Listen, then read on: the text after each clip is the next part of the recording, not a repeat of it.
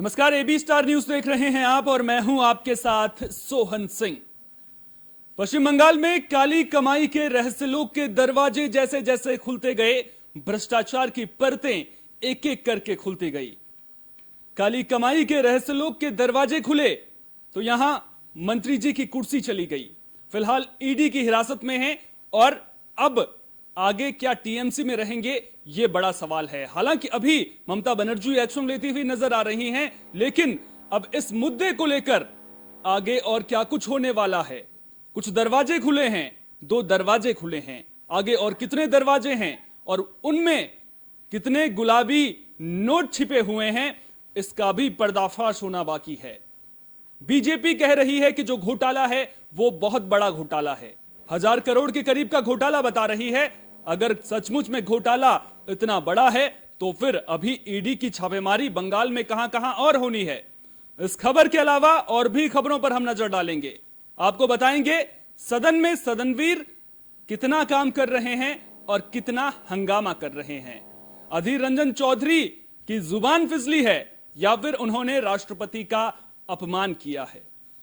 जब सदन में तख्तियां पोस्टर बैन हैं, धरना प्रदर्शन करने पर पाबंदी है, तो फिर 50 घंटे का प्रदर्शन क्यों किया जा रहा है। पूछेंगे सवाल कि आखिर बीजेपी हो या कांग्रेस, तख्तियां, पोस्टर और बैनर आखिर सदन परिसर में कर क्या रहे हैं। आगे बढ़ेंगे तो आपको यूपी भी लेकर चलेंगे। एक वीडियो आपको दिखाएंगे जिसके देखने के बाद आप खुद ब खुद कहेंगे कि यूपी की सड़कों पर जरा संभल कर आवारा पशु घूम रहे हैं। पूछेंगे सवाल कि अगर सरकार ने इंतजाम किए हैं तो फिर इस तरह की तस्वीरें सामने क्यों आ रही हैं, और आखिर में बात 5G की भी करेंगे। 5G के बाद क्या डिजिटल इंडिया का सपना साकार हो पाएगा? क्या 5G की जरूरत सचमुच में हिंदुस्तान को है? और उससे भी बड़ा सवाल कि 5G के फायदे ज्यादा हैं या फिर नुकसान। लेकिन सबसे पहले बात पश्चिम बंगाल की कर लेते हैं। पश्चिम बंगाल से बड़ी खबर सामने आ रही है। पार्थ चटर्जी को सभी पदों से हटा दिया गया है। जो उनके पास विभाग थे उन सभी विभागों से उन्हें हटा दिया गया है। कैबिनेट बैठक के बाद में यह फैसला लिया गया है और अब ममता सरकार जो इस पूरे मुद्दे को लेकर के संभल कर कदम रखते हुए नजर आ रही थी, जब पार्टी के भीतर से पार्टी के महासचिव कुणाल घोष ने आवाज उठाई, कहा कि पार्थ चटर्जी को हटा देना चाहिए, उसके बाद कैबिनेट बैठक होती है और उस बैठक में यह फैसला लिया जाता है कि पार्थ चटर्जी को सभी विभागों से हटा दिया जाए। अब ऐसे में आगे ममता सरकार के इस एक्शन का रिएक्शन क्या देखने को मिलेगा, इस पर भी नजरें हमारी लगातार बनी रहेंगी, क्योंकि ममता बनर्जी बहुत दूर की सोच रही हैं। क्या फायदा उन्हें मिलेगा, यह भी अपने आप में बड़ा सवाल बना हुआ है। हमारे सहयोगी शांतनु बनर्जी हमारे साथ में पश्चिम बंगाल से जुड़े हुए हैं। शांतनु, क्या कैबिनेट बैठक खत्म हो चुकी है और जिस तरह से फैसले लिए गए हैं, सभी पदों से उन्हें हटा दिया गया है, इसके अलावा क्या कोई बड़ा फैसला और लिया गया है? क्या टीएमसी में जो उनकी सदस्यता है वो अभी बरकरार रहेगी? जी सोहम जी, आपने जो बोल रहे तो सही बात है और बिल्कुल सही बात है, क्योंकि अभी देखिए मुख्यमंत्री ममता बनर्जी का कैबिनेट की बैठक चल रहा है शिल्पपति लोगों के साथ, वो बैठक भी अभी भी चालू है। लेकिन इसके बावजूद मैं आपको सिर्फ यही कहना चाहता हूँ, सीधा तौर से खुद मुख्यमंत्री जो ममता बनर्जी ने यही कहा है कि मतलब बाहर और अंदर जो जितना मतलब पॉलिटिकल जो विरोधी लोगों को जितना से टिप्पणी जो मतलब कर रहे हैं, जो फिलहाल पार्थ चटर्जी को लेकर, तो किसी भी हालत से मतलब पार्थ चटर्जी को जो खुलासा सामने आएगा ईडी का जो छापा मारने के बाद, इसके बाद खुद पार्थ चटर्जी को मंत्रिसभा से हटा दी गई। इस वक्त की सबसे बड़ी खबर जो एबी स्टार न्यूज पर हम बोल रहे हैं, तो और साथ साथ ये भी देखिएगा ये कई दिनों मतलब 72 घंटा से लगातार ईडी ने पश्चिम बंगाल से कई बड़े से बड़े नेता लोगों की घर पर छापा मारना शुरू कर दी और करीब अभी तक जो मतलब खबर जो मिला है करीब 50 से 55 करोड़ रुपया फिलहाल मिला है, क्योंकि हाल भी मतलब जो बेलघुरिया क्षेत्र पर जो मतलब अच्छा, उसको लेकर के बाद में करेंगे। कितना काला धन छुपा हुआ था, कितनी काली कमाई थी, उसके बारे में आपसे बाद में मैं सवाल जरूर पूछूंगा। लेकिन जो इस वक्त की सबसे बड़ी खबर सामने आ रही है, पार्थ चटर्जी के खिलाफ जो एक्शन लिया गया है, आपसे समझना चाहूंगा बंगाल की राजनीति को लेकर के, क्या ममता बनर्जी के लिए बहुत जरूरी ये कदम उठाना हो गया था, क्योंकि उनका हाल ही में बयान ये भी सामने आया था कि अगर उन्होंने भ्रष्टाचार किया है तो फिर उनके खिलाफ कार्रवाई होनी चाहिए। तो एक साफ संदेश देने की कोशिश ममता बनर्जी के द्वारा जरूर दी गई है, लेकिन सवाल यहां पर मेरा यह है कि क्या इस कदम के बाद ममता सरकार 2024 की तैयारी करती हुई नजर आ रही है, क्योंकि पार्थ चटर्जी उनके बेहद करीबी नेताओं में से भी एक माने जाते हैं। जी बिल्कुल बिल्कुल। देखिए, कुछ दिन पहले सिर्फ अधीर रंजन चौधरी, जो केंद्र सरकार का जो विरोधी दल नेता अधीर रंजन चौधरी ने मतलब एक चिट्ठी भेजी खुद ममता दीदी को, और ममता दीदी को सिर्फ यही कहा कि किसी भी हालत से पार्थो चटर्जी को मतलब मंत्रिसभा से हटा देना चाहिए, क्योंकि पार्थो चटर्जी का खिलाफ इतना भ्रष्टाचार का जो मतलब खुलासा हो गया, जो ईडी और सीबीआई ने जो मतलब पूरा पोल खोल के इसके खिलाफ कहीं ना कहीं मतलब जो ममता सरकार का मतलब पार्थो चटर्जी को हटाना चाहिए। और सीधा तौर से सोम जी, मैं आपको और एक बात कहना चाहता हूँ, क्योंकि 48 घंटा पहले विधानसभा का जो मतलब पार्थो चटर्जी का जो गाड़ी दिया था, वो गाड़ी भी वापस कर दिया खुद पार्थो चटर्जी ने।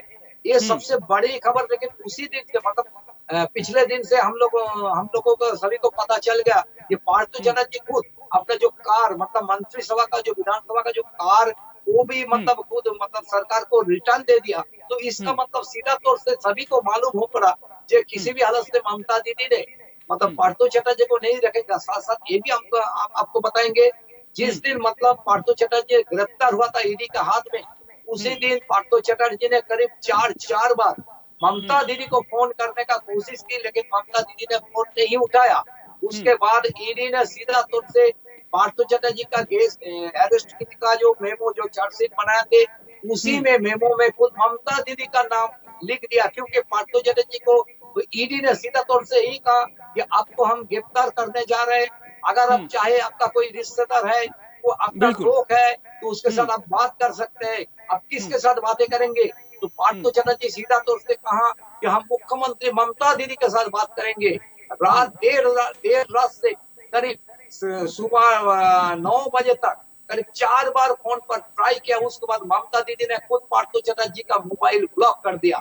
ये सबसे बड़ी खबर जो सामने आ रहे हैं, क्योंकि अभी भी ममता दीदी पार्थो चटर्जी के साथ कोई मतलब संपर्क नहीं रखना चाहता है। इसके साथ साथ मैं ये भी आपको बता देना चाहता हूँ, जो कुणाल घोष है, जो कुणाल घोष जो पश्चिम बंगाल तृणमूल का अच्छा एक बात बताइए, कुणाल घोष के बारे में बाद में बात करेंगे, लेकिन कुणाल घोष ने एक मुद्दा उठाया था, उस मुद्दे को लेकर के बात करना बेहद जरूरी है। आप कह रहे हैं कि पार्थ चटर्जी से जो है वो ममता बनर्जी नाराज है, उनका फोन उन्होंने नहीं उठाया। कुणाल घोष जो पार्टी के महासचिव हैं, वो ये मांग कर रहे थे कि जो पार्थ चटर्जी हैं उन्हें पार्टी से ही हटा देना चाहिए। जो कैबिनेट बैठक हुई है, आप उस पर लगातार नजर बनाए हुए थे, क्या कैबिनेट बैठक में टीएमसी से पार्थ चटर्जी के संबंध को लेकर के कोई बात हुई है? क्या अब उन्हें विभागीय पदों से तो हटा दिया गया है, लेकिन टीएमसी से हटाने को लेकर चर्चा भी हुई है? जी, ममता दीदी ने यही फैसला किया है कि फिलहाल जो शिल्प मंत्री थे पार्थो चटर्जी और परिषदीय और दल का जो मंत्री थे पार्थो चटर्जी, और उसके साथ साथ अब तक नहीं, फैसला क्या आया है वो तो सबको पता है, लेकिन क्या बैठक में चर्चा हुई है इस बात की कि टीएमसी में रहेंगे या नहीं रहेंगे?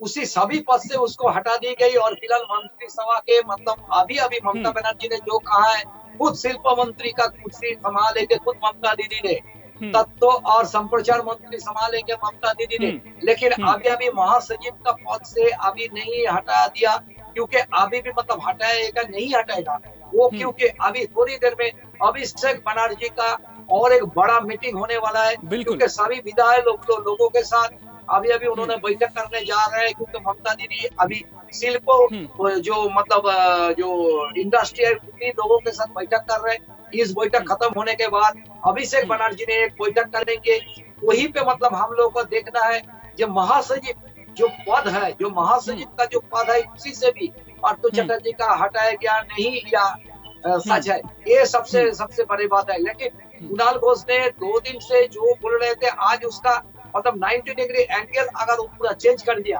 क्योंकि कुणाल घोष ने सीधा तौर से ही कहा कि फिलहाल पश्चिम बंगाल में वो तृणमूल के बड़े मंत्री का जो तस्वीरें सामने आ रहा है एक एक करके, तो ये सबसे मतलब जो घटिया तस्वीर आ रहा है, इसी के लिए खुद ममता दीदी को उन्होंने सिर्फ यही कहा और ट्वीट पर यही लिखा कि किसी भी हालत से पार्थो चटर्जी को मंत्रिसभा से हटा देना चाहिए।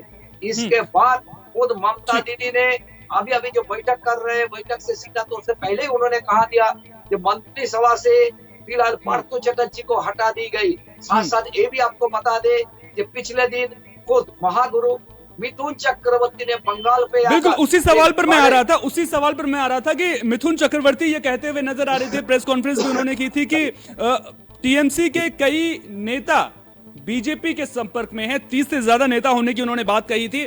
अब मेरा सवाल यह है कि मिथुन चक्रवर्ती इस तरह का दावा करते हुए नजर आ रहे हैं, कुणाल घोष कह रहे थे कि इनको आप पार्थ चटर्जी को टीएमसी से निकालिए।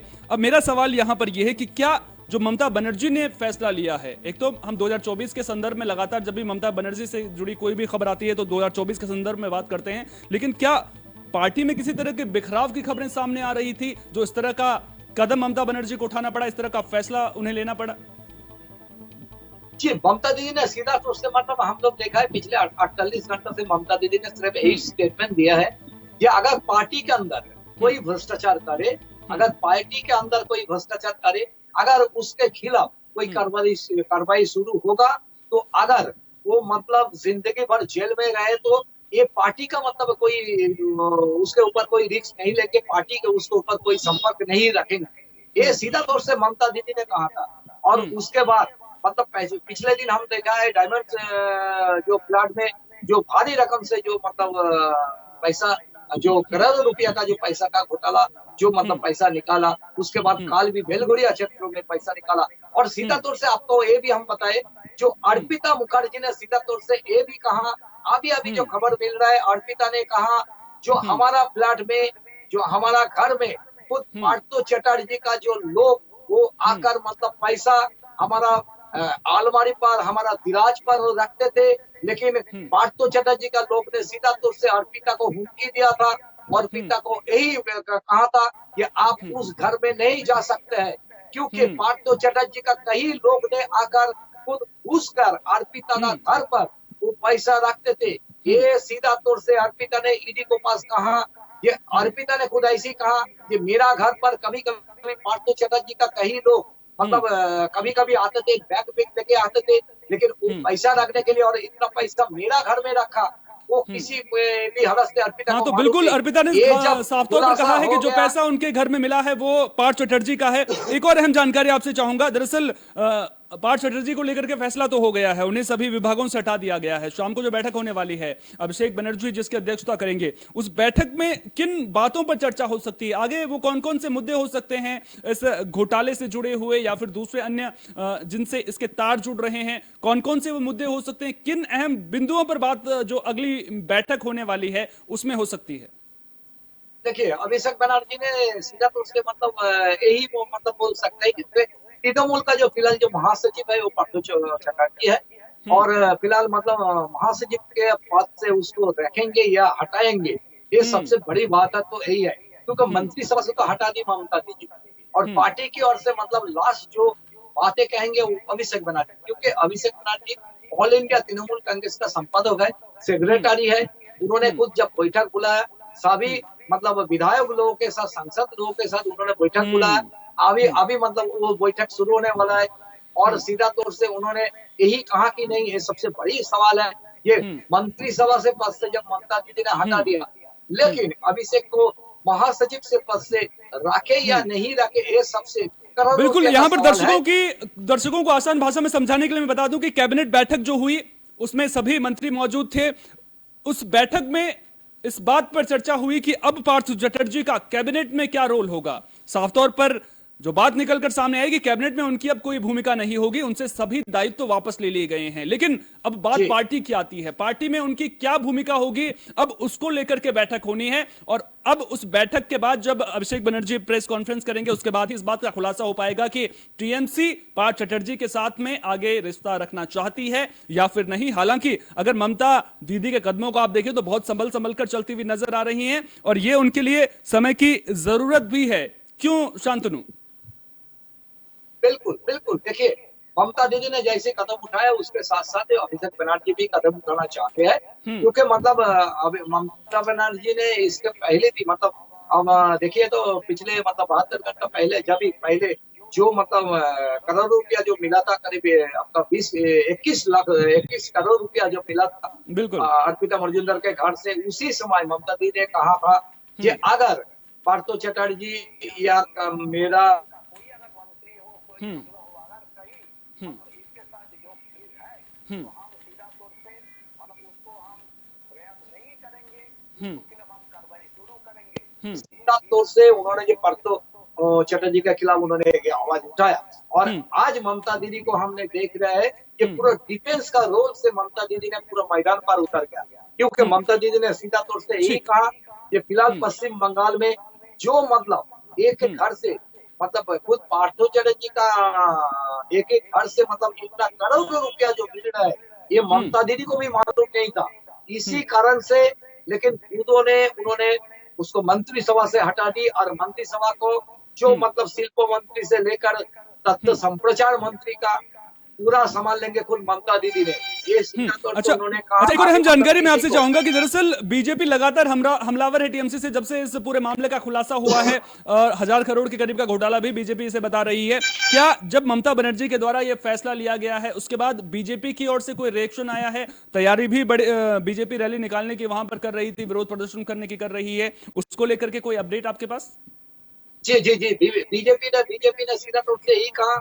और आपको हम यही बताना चाहते हैं, जो बीजेपी ने आज फिलहाल पश्चिम बंगाल का जो धर्मतला क्षेत्र पर बीजेपी ने बड़े से बड़े रैली निकालने वाला है, क्योंकि बीजेपी ने सिर्फ यही कहेंगे कि चोर धरो जेल भरो, यही स्लोगान को लेकर बीजेपी ने खुद मैदान पे उतर गया। सिर्फ बीजेपी नहीं, बीजेपी के साथ साथ कांग्रेस से लेकर मतलब सीपीएम तक पूरा मैदान पे उतर गया। सीपीएम काल भी मतलब मैदान पे उतरता, तो इसीलिए सीधा तौर से यही कहा, ये तृणमूल का बीजेपी के ओर से सिर्फ यही बोल रहे हैं कि सिर्फ पार्थो चटर्जी नहीं, पार्थो चटर्जी के साथ साथ मतलब कई बड़े से बड़े नेता लोग जो सभी मतलब इसके साथ जुड़े हैं, सभी को गिरफ्तार करना पड़ेगा।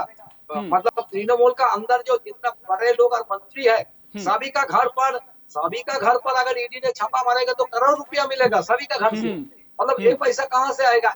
इतना मतलब भारी आवाज उठाए जो बीजेपी का आपका विरोधी दल ने तो सुबह 2 दिन करीब, ये सबसे बड़ी बात है। सियासी रंग भी चढ़ता हुआ जरूर नजर आ रहा है और बीजेपी जिस तरह से मांग कर रही है कि जितने टीएमसी नेताओं के घर पर, कुछ नाम भी बीजेपी की ओर से बताए गए हैं, अगर इनके घर पर छापा मारेंगे तो करोड़ों रुपए आपको वहां पर मिलेगा। बहुत बहुत शुक्रिया शांतनु आपका, आपने तमाम जानकारी हम तक मुहैया कराई। तो पश्चिम बंगाल में अब बैठकों का दौर शुरू हो चुका है और बैठकों का दौर इसलिए शुरू हो रहा है क्योंकि ममता बनर्जी सरकार में जो मंत्री थे पार्थ चटर्जी, वो ईडी के शिकंजे में फंसते हुए नजर आ रहे हैं। घोटाला जब सामने आया तो मंत्री जी को अब कुर्सी अपनी गंवानी पड़ी है और अब जो बैठकों का सिलसिला लगातार जारी है, जब अभिषेक बनर्जी बैठक करेंगे उसके बाद इस बात का खुलासा हो पाएगा कि आखिर अब पार्थ चटर्जी का भविष्य टीएमसी के साथ में आगे कितनी दूर तक है। हमारे वरिष्ठ सहयोगी दिवाकर विक्रम सिंह जी भी हमारे साथ में यहां पर मौजूद हैं। दिवाकर जी, ममता बनर्जी ने जब से इस पूरे घोटाले का खुलासा हो रहा है, जब से पहली बार अर्पिता मुखर्जी के घर में छापेमारी हुई थी, वहां से कैश बरामद हुआ था, तब से लेकर के ममता बनर्जी के आप कदमों को देखिए, किस तरह से वो धीरे धीरे फूंक फूंक कर कदम बढ़ाती हुई नजर आ रही हैं। क्या उनकी सियासत के लिए ये जरूरी बन गया है? क्योंकि जब ममता बनर्जी एक तरफ ये भी कह रही हैं कि बीजेपी की साजिश ये है, दूसरी तरफ ये भी कह रही हैं कि भ्रष्टाचार किया तो आप जेल भेजिए उन्हें। अब बड़ा फैसला उनका ये भी कि जिसकी तारीफ भी होनी चाहिए कि उन्होंने उन्हें जो मंत्री पद उनके पास था उससे भी हटा दिया है। सोहन, क्या कहा जाए, वैसे ममता एक जननेता है, बंगाल के राजनीति की एक पर्याय है, इसमें दो राय नहीं। लेकिन बहुत मुश्किलों में है ममता दीदी, क्योंकि ममता दीदी को अगर 2024 का जो एक नारा था कि अब की बार ममता दीदी, तो उस नारे को अब थोड़ा सा दबे स्वर में टीएमसी के कार्यकर्ता लगाएंगे। देखिए, एक बात बराबर आ रही, जो आपने अभी पूरा चैट किया है हमारे संवाददाता से भी, और आपने जितने भी सवाल पूछे बड़े मौजू हैं, उसमें एक बात निकल के आती है कि वो बार बार कह रहे हैं कि ये बात ममता दीदी को भी पता नहीं था कि किस तरह से घोटाला हुआ। अब सीएमओ कार्यालय को, चीफ मिनिस्टर ऑफिस को अगर ये चीजें पता ना हो उसके अंदर ये, और यही सब कुछ भी उस स्पेक्ट्रम घोटाले में हुआ था, जब प्रधानमंत्री को ये पता ही नहीं था कि क्या हो रहा है। यही, और जब प्रधानमंत्री कार्यालय और वो सक्रियता होती तब ये होता है कि कोई किसी की सुनता ही नहीं, सिर्फ पीएमओ या सीएमओ के अलावा। देखिए, चपलता और हमेशा दूरदृष्टि और साथ ही साथ निगहबानी ये बहुत जरूरी होता है। मुझे ऐसा लगता है कि भारतीय जनता पार्टी इतने आराम से अब छोड़ेगी नहीं उस धरती को, क्योंकि ममता बनर्जी को 1000 करोड़ के घोटाले का पूरा मामला चला, वो कोई एक दिन का मामला नहीं है। और सबसे बड़ी बात, जो अभिषेक बनर्जी अब से कुछ देर बाद बैठक करने जा रहे हैं सोहन, अभी उंगली उन पर भी उठेगी। ये आप देखिएगा आने वाला समय बहुत ही जल्दी, क्योंकि ईडी की कार्रवाई अब कितना जरूरी है ये लोगों को पता चल रहा होगा। तीसरी बात, जब हमारे सहयोगी ने बताया कि अर्पिता ने एक्सेप्ट कर लिया है कि सब कुछ पार्थो के कहने पर, पार्थो की आज्ञा के आधार पे मैं कर रही थी, तो आप समझ सकते हैं कि एक मंत्री किस तरीके से एक गैर कानूनी तरीके से भ्रष्टाचार को इतना आगे बढ़ाया। और कोई 1-2 दिन की बात नहीं है, ये वर्षों का है, इसमें कोर्ट का इन्वॉल्वमेंट है, बहुत क्लियर बात। कोई राजनीतिक चश्मे से देखने का हमारा नजरिया हो सकता है, लेकिन ममता दीदी ने इतनी सख्त कार्रवाई जो की है वो बहुत ही बेहतर संदेश है, क्योंकि वो बहुत बुरी तरह से घेर रही हैं। एक बात और, उन्होंने अभी सभी पदों से हटाया है कैबिनेट के, और वो पार्टी में बड़ी भूमिका में है पार्थो, जैसा कि हमारे सहयोगी ने बताया। और दूसरी बात, टीएमसी में उसी पद पर रहे और एक कार्यकर्ता बने रहेंगे। ममता दीदी की मुश्किलें अभी भी हैं, लेकिन एक बार सोहन मैं फिर कह रहा हूं, बड़े मुश्किलों से निकलना वो जानती हैं। पांचवी बात जो कहा, जो मैंने बहुत ध्यान से सुना, अब इस विरोध में अकेले बीजेपी नहीं होगी, बीजेपी एक ऐसा संयोग होगा ममता के विरोध में जहां पर बीजेपी के धुर विरोधी विचारधारा के स्तर पर वामपंथी पार्टियां इस पूरे घोटाले में विरोध प्रदर्शन करेंगे। और मत भूलिए कि अधीर रंजन चौधरी भी इस विरोध प्रदर्शन में शामिल हो सकते हैं। तो इस लिहाज से तो ममता की मुश्किलें ज्यादा बढ़ रही हैं, लेकिन एक बार मैं फिर कहूंगा कि बहुत ही चुनौतियों का सामना वो करना जानती हैं, जन नेता हैं, और वो इस बात को जनता से मनवा सकती हैं कि हमारे संज्ञान में नहीं था, कार्रवाई हमने की, निश्चित रूप से हम घोटाले को बर्दाश्त नहीं कर सकते हैं। सोहन, हमें यह नहीं भूलना चाहिए, कुछ ऐसी ही बातें जब यूपीए धराशायी हुआ था, याद करिए मनमोहन सिंह का वो कार्यकाल, और कार्रवाइयों के नाम पर कार्रवाइयां की जा रही थी, लेकिन घोटालों पर घोटाले जब आ रहे थे तो फिर जनता और जनमानस उसका दृष्टिकोण बदल जाता है। और हमने देखा था कि उसके बाद क्या कुछ हुआ था, सत्ता परिवर्तन पूरे देश की जनता ने करके दिखाया था। आपने जिक्र किया घेराबंदी होगी, अगर घेराबंदी होगी तो ममता दीदी आती है ना, तो फिर 2024 अपने आप ही जहन में आ जाता है। जब घेराबंदी होगी तो फिर आपको उन घेराबंदी करने वालों के साथ में खड़ा भी होना पड़ेगा, क्यों, अगर आप उनका चेहरा भी बनने की कोशिश कर रही हैं। और जिस तरह के तेवर उपराष्ट्रपति चुनाव में ममता बनर्जी ने दिखाए हैं समर्थन वापस लेकर के, उसके बाद इतना तो तय है कि वो ठान चुकी हैं कि मुझे विपक्ष का चेहरा बनना है। आपने कहा कि क्या सीएमओ कार्यालय को इसकी जानकारी नहीं थी, जो सचिव हैं वो क्या कर रहे थे अगर इतना बड़ा घोटाला हो गया। सवाल यहां पर ये उठता है कि अगर उन्हें जानकारी में था तो उस वक्त एक्शन क्यों नहीं लिया गया जब ये घोटाले हो रहे थे, जब कम नंबर पाने वाली मंत्री जी की बेटी वो नियुक्त हो जाती हैं, जबकि ज्यादा नंबर पाने वाली जो लड़की है वो वेटिंग लिस्ट में चली जाती है। सवाल ममता दीदी से बहुत सारे होंगे, लेकिन जो विपक्ष का चेहरा बनने की उम्मीदें उनकी हैं, विपक्ष के सिनारियों को भी ध्यान में रखिएगा जवाब देते वक्त। जो कांग्रेस के हालात इस वक्त में हैं, आम आदमी पार्टी हालांकि सबसे बचकर निकलती हुई और उभरती हुई नजर आ रही है, हालांकि उनके भी कुछ नेता ईडी के फेर में फंसते हुए जरूर नजर आ रहे हैं। क्या ममता बनर्जी इससे उबर पाएंगी, बाहर निकल पाएंगी और चेहरा बन पाएंगी? देखिए, जहां तक बंगाल की राजनीति का सवाल है तो वहां पर ममता दीदी अभी निर्विकल्प हैं, विकल्प नहीं। बंगाल नहीं, हाँ, उसके आगे की मैं बात कर रहा हूं, लेकिन ममता दीदी के तेवर अब बहुत नरम हो जाएंगे। और जिस सख्ती से वो हमेशा व्यक्ति को टारगेट करके बीजेपी हटाओ, याद करिए अभी कुछ दिन पहले की बात है, बहुत कुछ उनको स्वर अपना मध्यम करना पड़ेगा। लो पे नहीं जाएंगी, क्योंकि वो जो राजनीति करती हैं वो लो पिच पे नहीं कर सकती। ममता दीदी का व्यक्तिगत रूप से जो राजनीति करने का तौर तरीका है, मैं उसका कायल हूं, लेकिन एक एडमिनिस्ट्रेशन के मामले में सोहन, गवर्नेंस का जहां तक मुद्दा है वो नहीं बच सकती। और मत भूलिए कि अब पार्थो अगर बयान देते हैं, और आप समझ रहे हैं पूछताछ तो होगी, और उस बयान में अगर सीएमओ ऑफिस का नाम आ गया तो फिर ममता दीदी क्या जवाब देंगी? मत भूलिए कि मिथुन दा भी अभी राजनीति में, हालांकि वो बहुत अनुभवी हैं, लेकिन 35 विधायकों की बात कर रहे हैं कि वो नाराज हैं। ये व्यवस्थाओं को, और इन व्यवस्थाओं को वो संभाल सकती हैं, कम से कम कांग्रेस वाली स्थिति ममता दीदी की नहीं है। लेकिन आपने जो कहा ना कि 2024 का जो मोड होगा, मध्यम होगी आवाज, लो पे वो नहीं जाएंगी, लेकिन जिस अंदाज में ममता दीदी अभी तक दहाड़ती थी, उस दहाड़ में कमी आ जाएगी। सोहन, दहाड़ में कमी आएगी तो फिर राजनीति करने के तरीके में भी कमी आएगी और उसके बाद उसका असर भी देखने को मिलेगा। चलिए कुछ ग्राफिक्स पर भी नजर डाल लेते हैं। ग्राफिक्स के जरिए आपको बताते हैं कि अब तक पश्चिम बंगाल में एसएससी घोटाले को लेकर के क्या क्या जानकारी निकलकर सामने आ रही है। ग्राफिक्स आपके टेलीविजन स्क्रीन पर हैं, आप देख सकते हैं किस तरह से एक के बाद एक घोटाले से परत दर परत खुलासे हो रहे हैं और इन खुलासों के साथ ही बड़ी बड़ी जानकारियां निकलकर सामने आ रही हैं। सबसे बड़ा जो जानकारी निकलकर सामने आ रही है वो ये कि पार्थ चटर्जी को सभी पदों से हटा दिया गया है। कैबिनेट में जो भी उनके पद से उन्हें हटा दिया गया है। इससे पहले अर्पिता के 2 ठिकानों से अब तक 53 करोड़ से ज्यादा कैश भी बरामद कर लिया गया है। ग्राफिक्स के जरिए आप देख सकते हैं बेलघरिया में अर्पिता के 2 फ्लैट पर आज ईडी ने छापा मारा था, जिसके बाद 30 करोड़ से ज्यादा कैश, करीब 5 किलो सोना यहां से बरामद हुआ था। प्लास्टिक की थैली में भरकर यहां पर नोट रखे गए थे। नोट गिनने के लिए मशीनें मंगाई गई थी, 5 मशीनें कुल मंगाई गई थी, क्योंकि नोटों की संख्या इतनी ज्यादा थी। 40-50 करोड़ नहीं, 1000 करोड़ से ज्यादा का घोटाला यह है। यह बीजेपी की ओर से लगातार कहा जा रहा है। ईडी की तलवार लगातार लटक रही है। राज्य के माध्यमिक शिक्षा बोर्ड के तहत शिक्षक और अन्य पदों पर भर्ती की गई थी।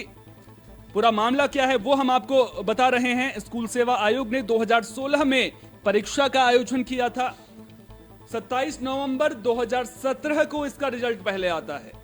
अब आप देखिए किस तरह से घोटाला होता है। टॉप 20 में शामिल सिलीगुड़ी की बबीता सरकार का नाम जो रिजल्ट आता है उसमें रहता है, लेकिन उसके बाद आयोग इस लिस्ट को रद्द कर देता है। नई लिस्ट में बबीता सरकार का नाम जो टॉप 20 में थी वेटिंग लिस्ट में चला जाता है, जिसके बाद सवाल उठने शुरू हो जाते हैं। मंत्री परेश चंद्र अधिकारी की बेटी अंकिता अधिकारी को नौकरी मिल जाती है, जबकि उनके बबीता सरकार से 16 नंबर कम थे।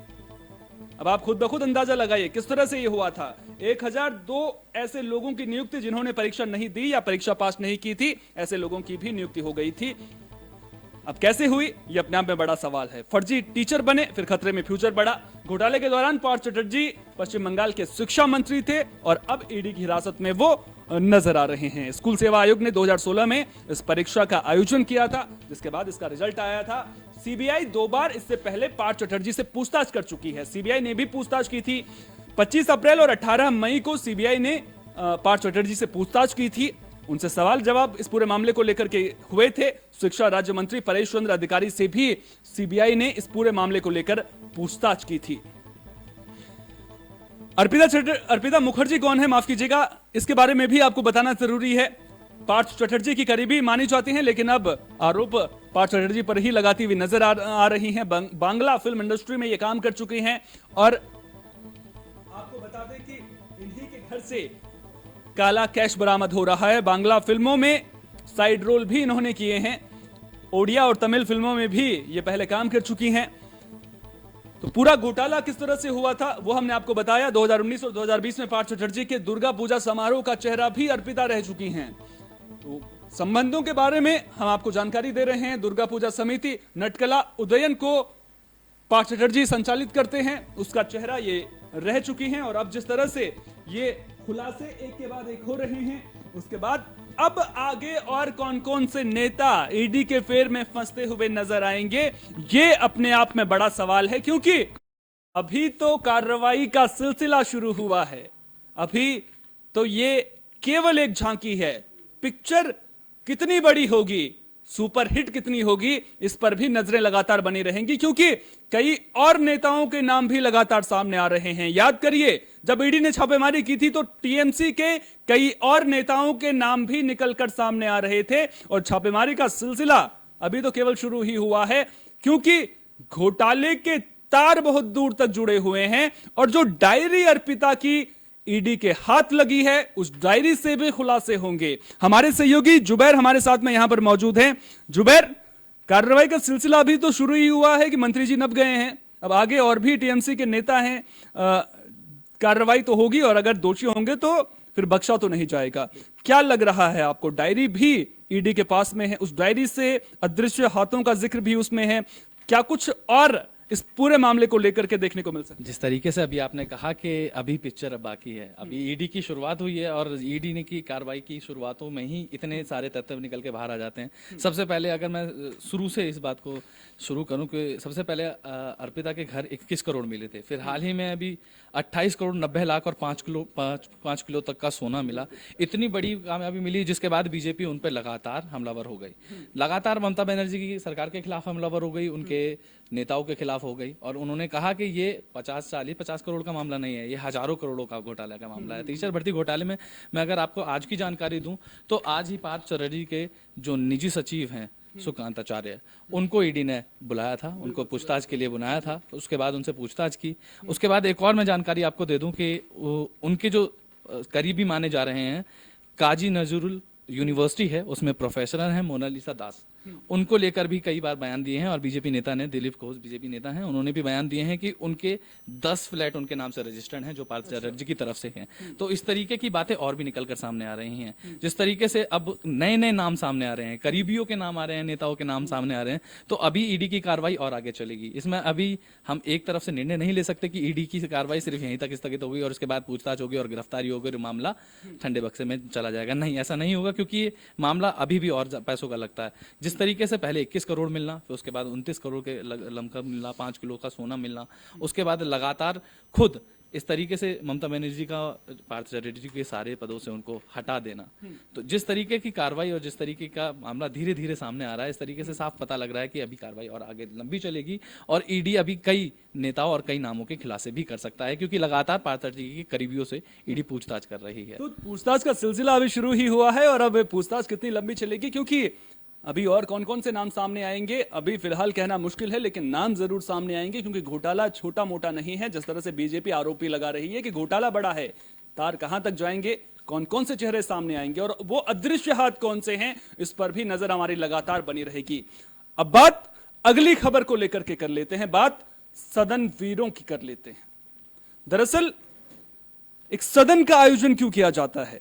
मानसून सत्र का आयोजन किया गया, यह उम्मीद जताई गई कि यहां पर चर्चा होगी, विपक्ष उन मुद्दों को सामने रखेगा जो सरकार जिन पर ध्यान नहीं दे रही है। अगर सरकार से कहीं पर कुछ गलती हो रही है तो उन मुद्दों पर विचार विमर्श किया जाएगा।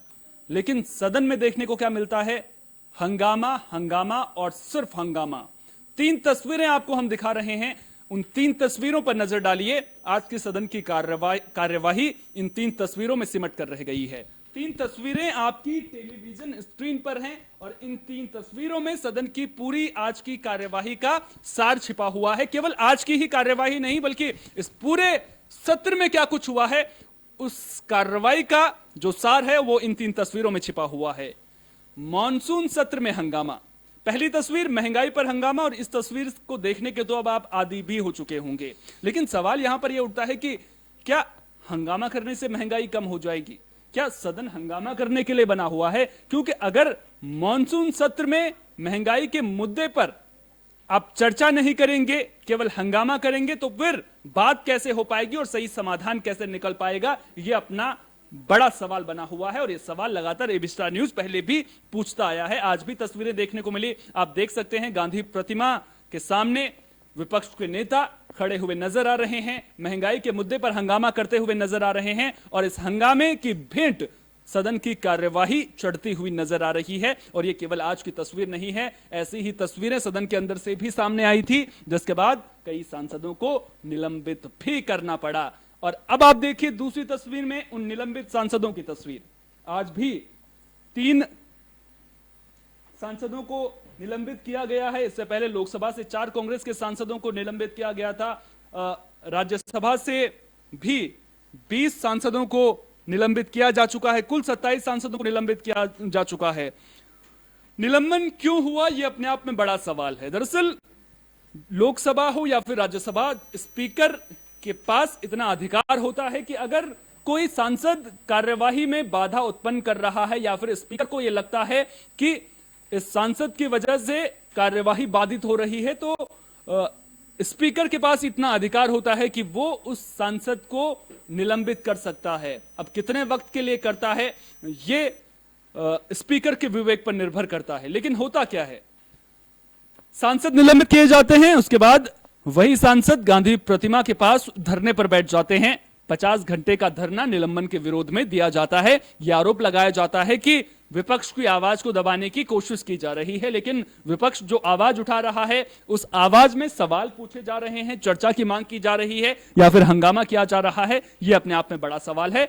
और जब प्रदर्शन की इजाजत नहीं है, आपने देखा होगा कि इससे पहले जब सत्र शुरू हुआ था उससे पहले राज्यसभा सचिवालय की ओर से भी कहा गया था, लोकसभा सचिवालय की ओर से भी कहा गया था कि सदन परिसर में आप प्रदर्शन नहीं कर सकते हैं, तख्तियां आप नहीं दिखा सकते हैं, बैनर पोस्टर पर भी बैन है। उसके बावजूद जो तस्वीर सामने आ रही है वो तस्वीर अपने आप में सवाल बनती हुई नजर आ रही है कि आखिर ये बैन क्या सिर्फ नाम का था? क्योंकि अगर तस्वीरें प्रदर्शन की भी सामने आएंगी, तख्तियां लेकर हाथों में प्रदर्शन करते हुए भी सामने आएंगी, तो ये बैन महज सिर्फ कागजी नजर आता है। और अगर विरोध प्रदर्शन करना है तो फिर वो संवैधानिक जो प्रक्रिया है, जब बैन है तो फिर वो बैन क्यों नहीं है, उस संवैधानिक प्रक्रिया के तहत, संसद की नियमावली के तहत क्यों नहीं किया जाता है? तीसरी तस्वीर में आप बीजेपी का प्रदर्शन भी देखिए।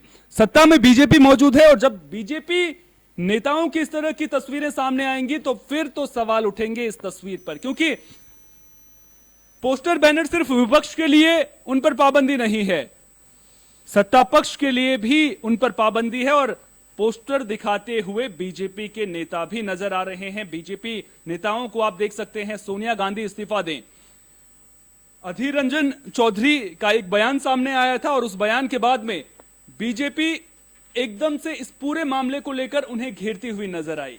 बीजेपी ये आरोप लगाती हुई नजर आई कि कांग्रेस पार्टी इस बात को पचा नहीं पा रही है कि कोई आदिवासी राष्ट्रपति कैसे बन गया। राष्ट्रपति का अपमान अधीर रंजन चौधरी ने किया है। वो आरोप प्रत्यारोप भी आपको दिखा देते हैं।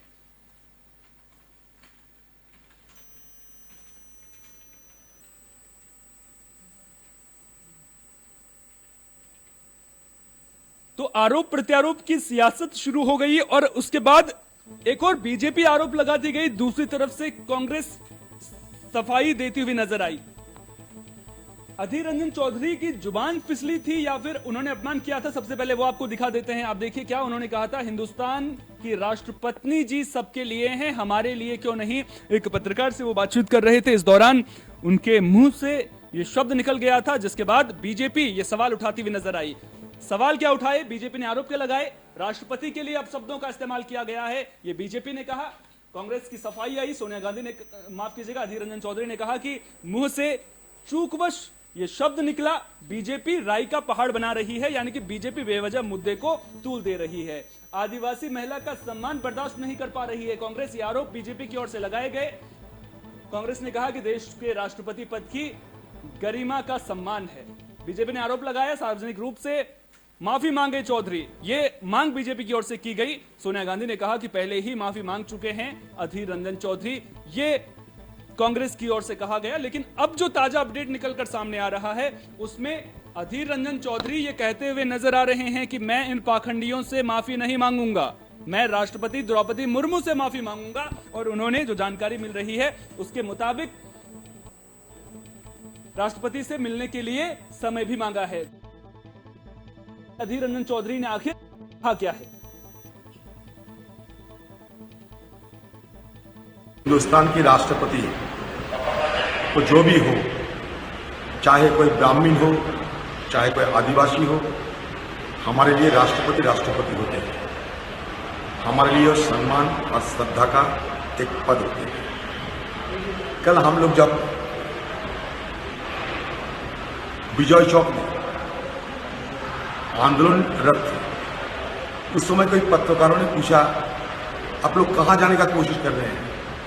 मैंने उनको तुरंत कहा कि राष्ट्रपति जी की घर हम जाना चाहते हैं, राष्ट्रपति से मिलना चाहते हैं। अचानक एक बार राष्ट्रपति निकल चुके, क्योंकि पिछले कई दिनों से ये राष्ट्रपति के मुद्दे पे इधर उधर कई जगह पे कई सारे चर्चा हो चुके हैं। इसलिए अचानक एक बार ही ये लफ्ज निकली, सिर्फ एक बार तो एक बार। क्योंकि कल मैं खुद अपना पार्टी की तरफ से प्रेस मीट भी किया है उस विजय चौक में। आप देख सकते हैं कि पार्टी की तरफ से जब मुझे कहने का आदेश दिए थे हमारे नेता खारगे साहब, मैंने क्या कहा सब देखे हैं।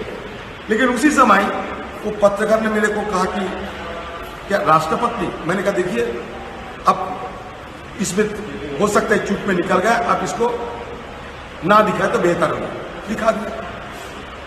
और इसके लिए बवाल मचा रहे हैं।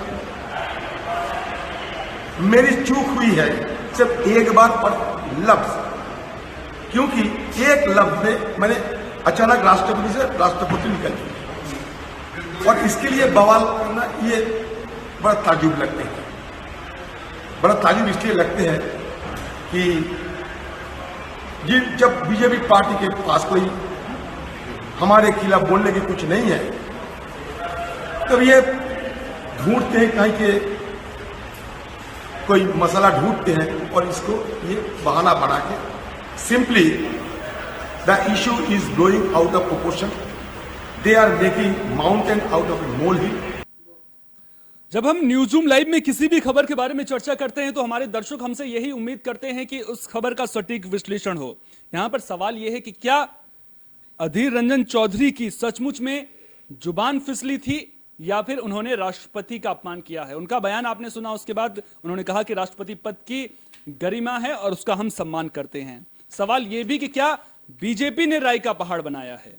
अधीर रंजन चौधरी ने एक बयान और दिया था कि मुझे हिंदी नहीं आती है, मैं बांग्ला जो भाषा है उसमें सहज रहता हूं। उनकी तरफ से यह बयान भी सामने आया है।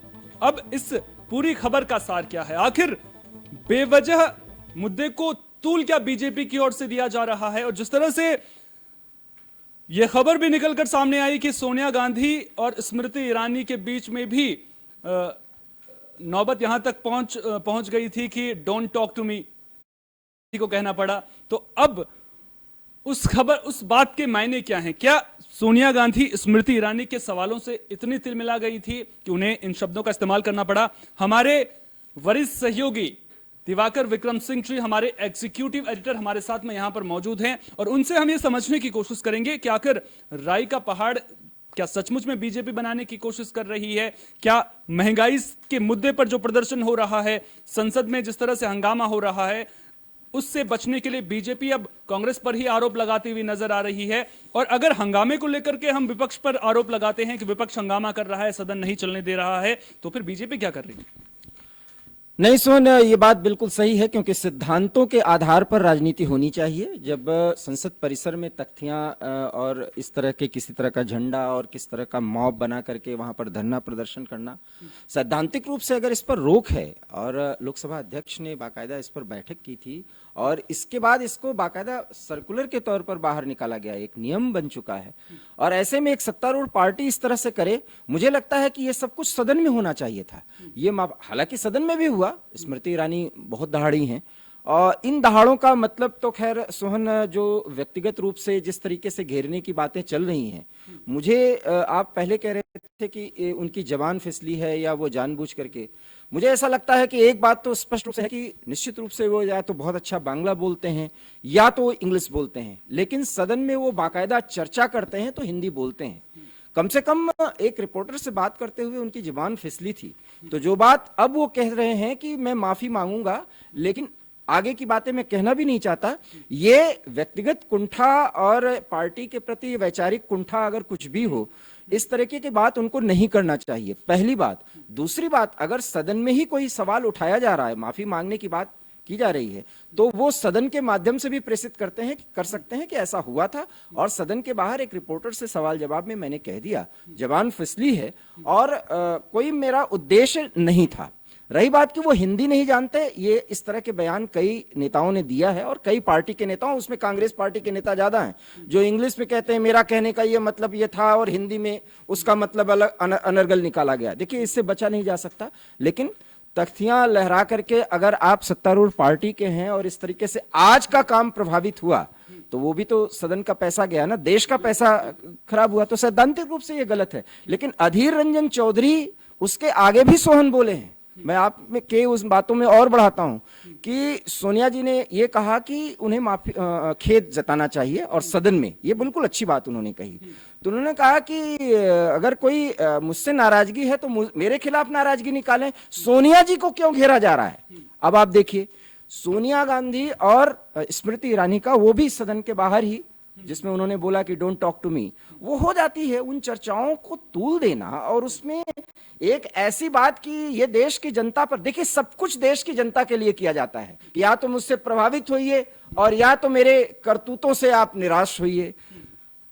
कुछ करतूतों से निराश है। संसद की जो भी गरिमा बनाने की कोशिश की जाती है सैद्धांतिक तौर पर, अगर उसी को तिल का ताड़ बना करके उस समय बर्बाद किया जाता है तो ये तो देश की जनता का नुकसान है। गीता कोड़ा का मैं सुन रहा था, गीता कोड़ा बयान दे रही थी तो वो कह रही थी कि हम सोनिया जी को वहां से बचा कर ले गए। जिस तरह से स्मृति ईरानी बातें कर रही थी, या फिर हमें ये लग रहा था कि कहीं उन पर हमला ना हो जाए, बीजेपी नेता वहां पर मौजूद थे, तो इस तरह की बयानबाजी से क्या आपको नहीं लगता कि बचना चाहिए था? क्योंकि मुझे लगता है सोहन कि अब बहुत ही ज्यादा हो रहा है, अब सोनिया पे हमला हो जाए। देखिए सारे महिलाएं थी, ये महिला शक्ति का था, उसमें कुछ बातचीत हो गई उनकी तो, और दोनों बड़े नेता हैं। मैं फिर कहूंगा सोनिया जी यूपीए के अध्यक्ष हैं, वो कन्वेनर हैं और एक अनुभवी नेता हैं।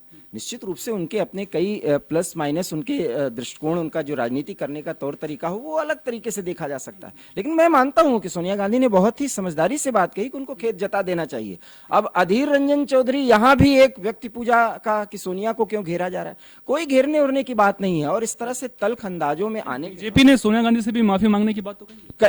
मैंने वही कहा, देखिए ये पार्टी के अध्यक्ष होने के नाते मैं वही बात कह रहा हूं ना कि परंपरागत रूप से जो कांग्रेस करती है, पलटवार का जब मौका मिलता है तो वही भारतीय जनता पार्टी कर रही, वही सारे दल के नेता कर रहे हैं। सोन मैं यही तो कह रहा हूं कि संसदीय गरिमा और मान मर्यादा अगर सैद्धांतिक रूप से कुछ बनता है तो रूलिंग पार्टी होने के नाते जिस तरीके से सदन में किया गया वो तो ठीक, सदन के बाहर ये तख्तियां वगैरह लहराना मुझे नहीं लगता, और सदन के अंदर भी ये गलत है, ऐसा नहीं होना चाहिए। अहम सवाल मैं आपसे पूछने जा रहा हूं। दरअसल सियासत में जब भी कोई नेता कोई बयान देता है तो क्या उस नेता के उस बयान को एक पार्टी से जोड़कर देखना सही है?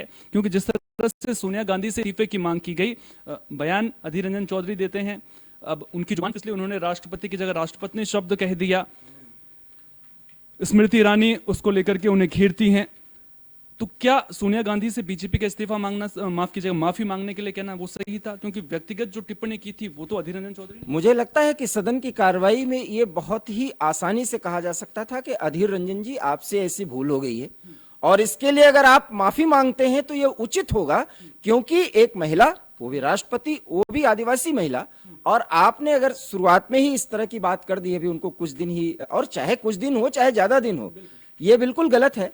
और ये एक अंदाज हो गया है कि तुरंत इस्तीफा दें, सोनिया गांधी तुरंत इस्तीफा दें, या सोनिया गांधी के पार्टी के लोग हैं प्रधानमंत्री तुरंत इस्तीफा दें। किसी गांव में भी कोई घटना है प्रधानमंत्री जिम्मेदार। मैंने कहा यही बात तो मैं सोहन कह रहा हूं कि संसदीय मान मर्यादा और गरिमा को अब हम लोग, हम एक आम नागरिक के तौर पर उसको हम नजरअंदाज करते हैं। शायद ये सदन के अंदर बैठ करके या सदन के परिसर में, संसद परिसर में जब ये लोग कर रहे होते तो इनको लगता है कि कोई बहुत प्रभावित हो रहा है। आम जनता इससे प्रभावित होने वाली नहीं है, वो अपने नैरेटिव्स को समझती है, अपने हितों को समझती है। इसलिए संसदीय गरिमा को बनाए रखना और संसदीय कार्यवाहियों के प्रति बहुत ज्यादा संवेदनशील रहना ये बहुत जरूरी हो गया है। संसदीय गरिमा को लेकर के हम आगे चर्चा करेंगे विस्तार से। प्राथमिकताएं सरकार की या विपक्ष की क्या होनी चाहिए थी उसको लेकर के भी मैं आपसे सवाल पूछूंगा, लेकिन अधीर रंजन चौधरी और ये पूरा विवाद जो शुरू हुआ है इसको लेकर के एक आखिरी सवाल मैं आपसे पूछने जा रहा हूं। क्या बीजेपी ने सचमुच में राई का पहाड़ बनाया है? मुझे लगता है कि सदन में अगर ये बात उठाई जाती उसके बाद जो कुछ भी बना है वो राई का पहाड़ बना है। और इस पहाड़ को देखिए, एक नैरेटिव से है कि कई मुद्दों से ध्यान हटाने के लिए ऐसा किया गया, बिल्कुल नहीं, क्योंकि ये 2 दिन से, 1 दिन से ज्यादा और आज के बाद नहीं चल पाएगा। और यही तो है कि मुद्दे ही नहीं होते, ऐसे मुद्दे उठते हैं जो 1 दिन के बाद वो फुस हो जाते हैं, चाहे जो सत्ता पक्ष उठाए चाहे विपक्ष। इसीलिए मैं सोहन कह रहा हूं कि संसदीय परंपराएं जो होती हैं उसमें चर्चा पे एक ऐसा, जैसे अब बंगाल का मुद्दा है, बंगाल का मुद्दा उठेगा क्योंकि ईडी का मुद्दा है, ईडी पे अब चर्चा हो सकती है। अब ईडी पे कोई चर्चा नहीं करेगा। तब तक सत्र खत्म हो जाएगा। तब तक सत्र खत्म हो जाएगा। यही मैं कह रहा हूं कि मुद्दों पर चर्चा होनी चाहिए, और जैसा कि सुप्रीम कोर्ट के वर्जन आने के बाद, फैसला आने के बाद हम लोगों ने जितना विस्तृत चर्चा की, इस पे चर्चा होनी चाहिए। लेकिन सवाल यह है कि वो माफी मांगे, वो इस्तीफा दें, और जबकि होना कुछ नहीं है।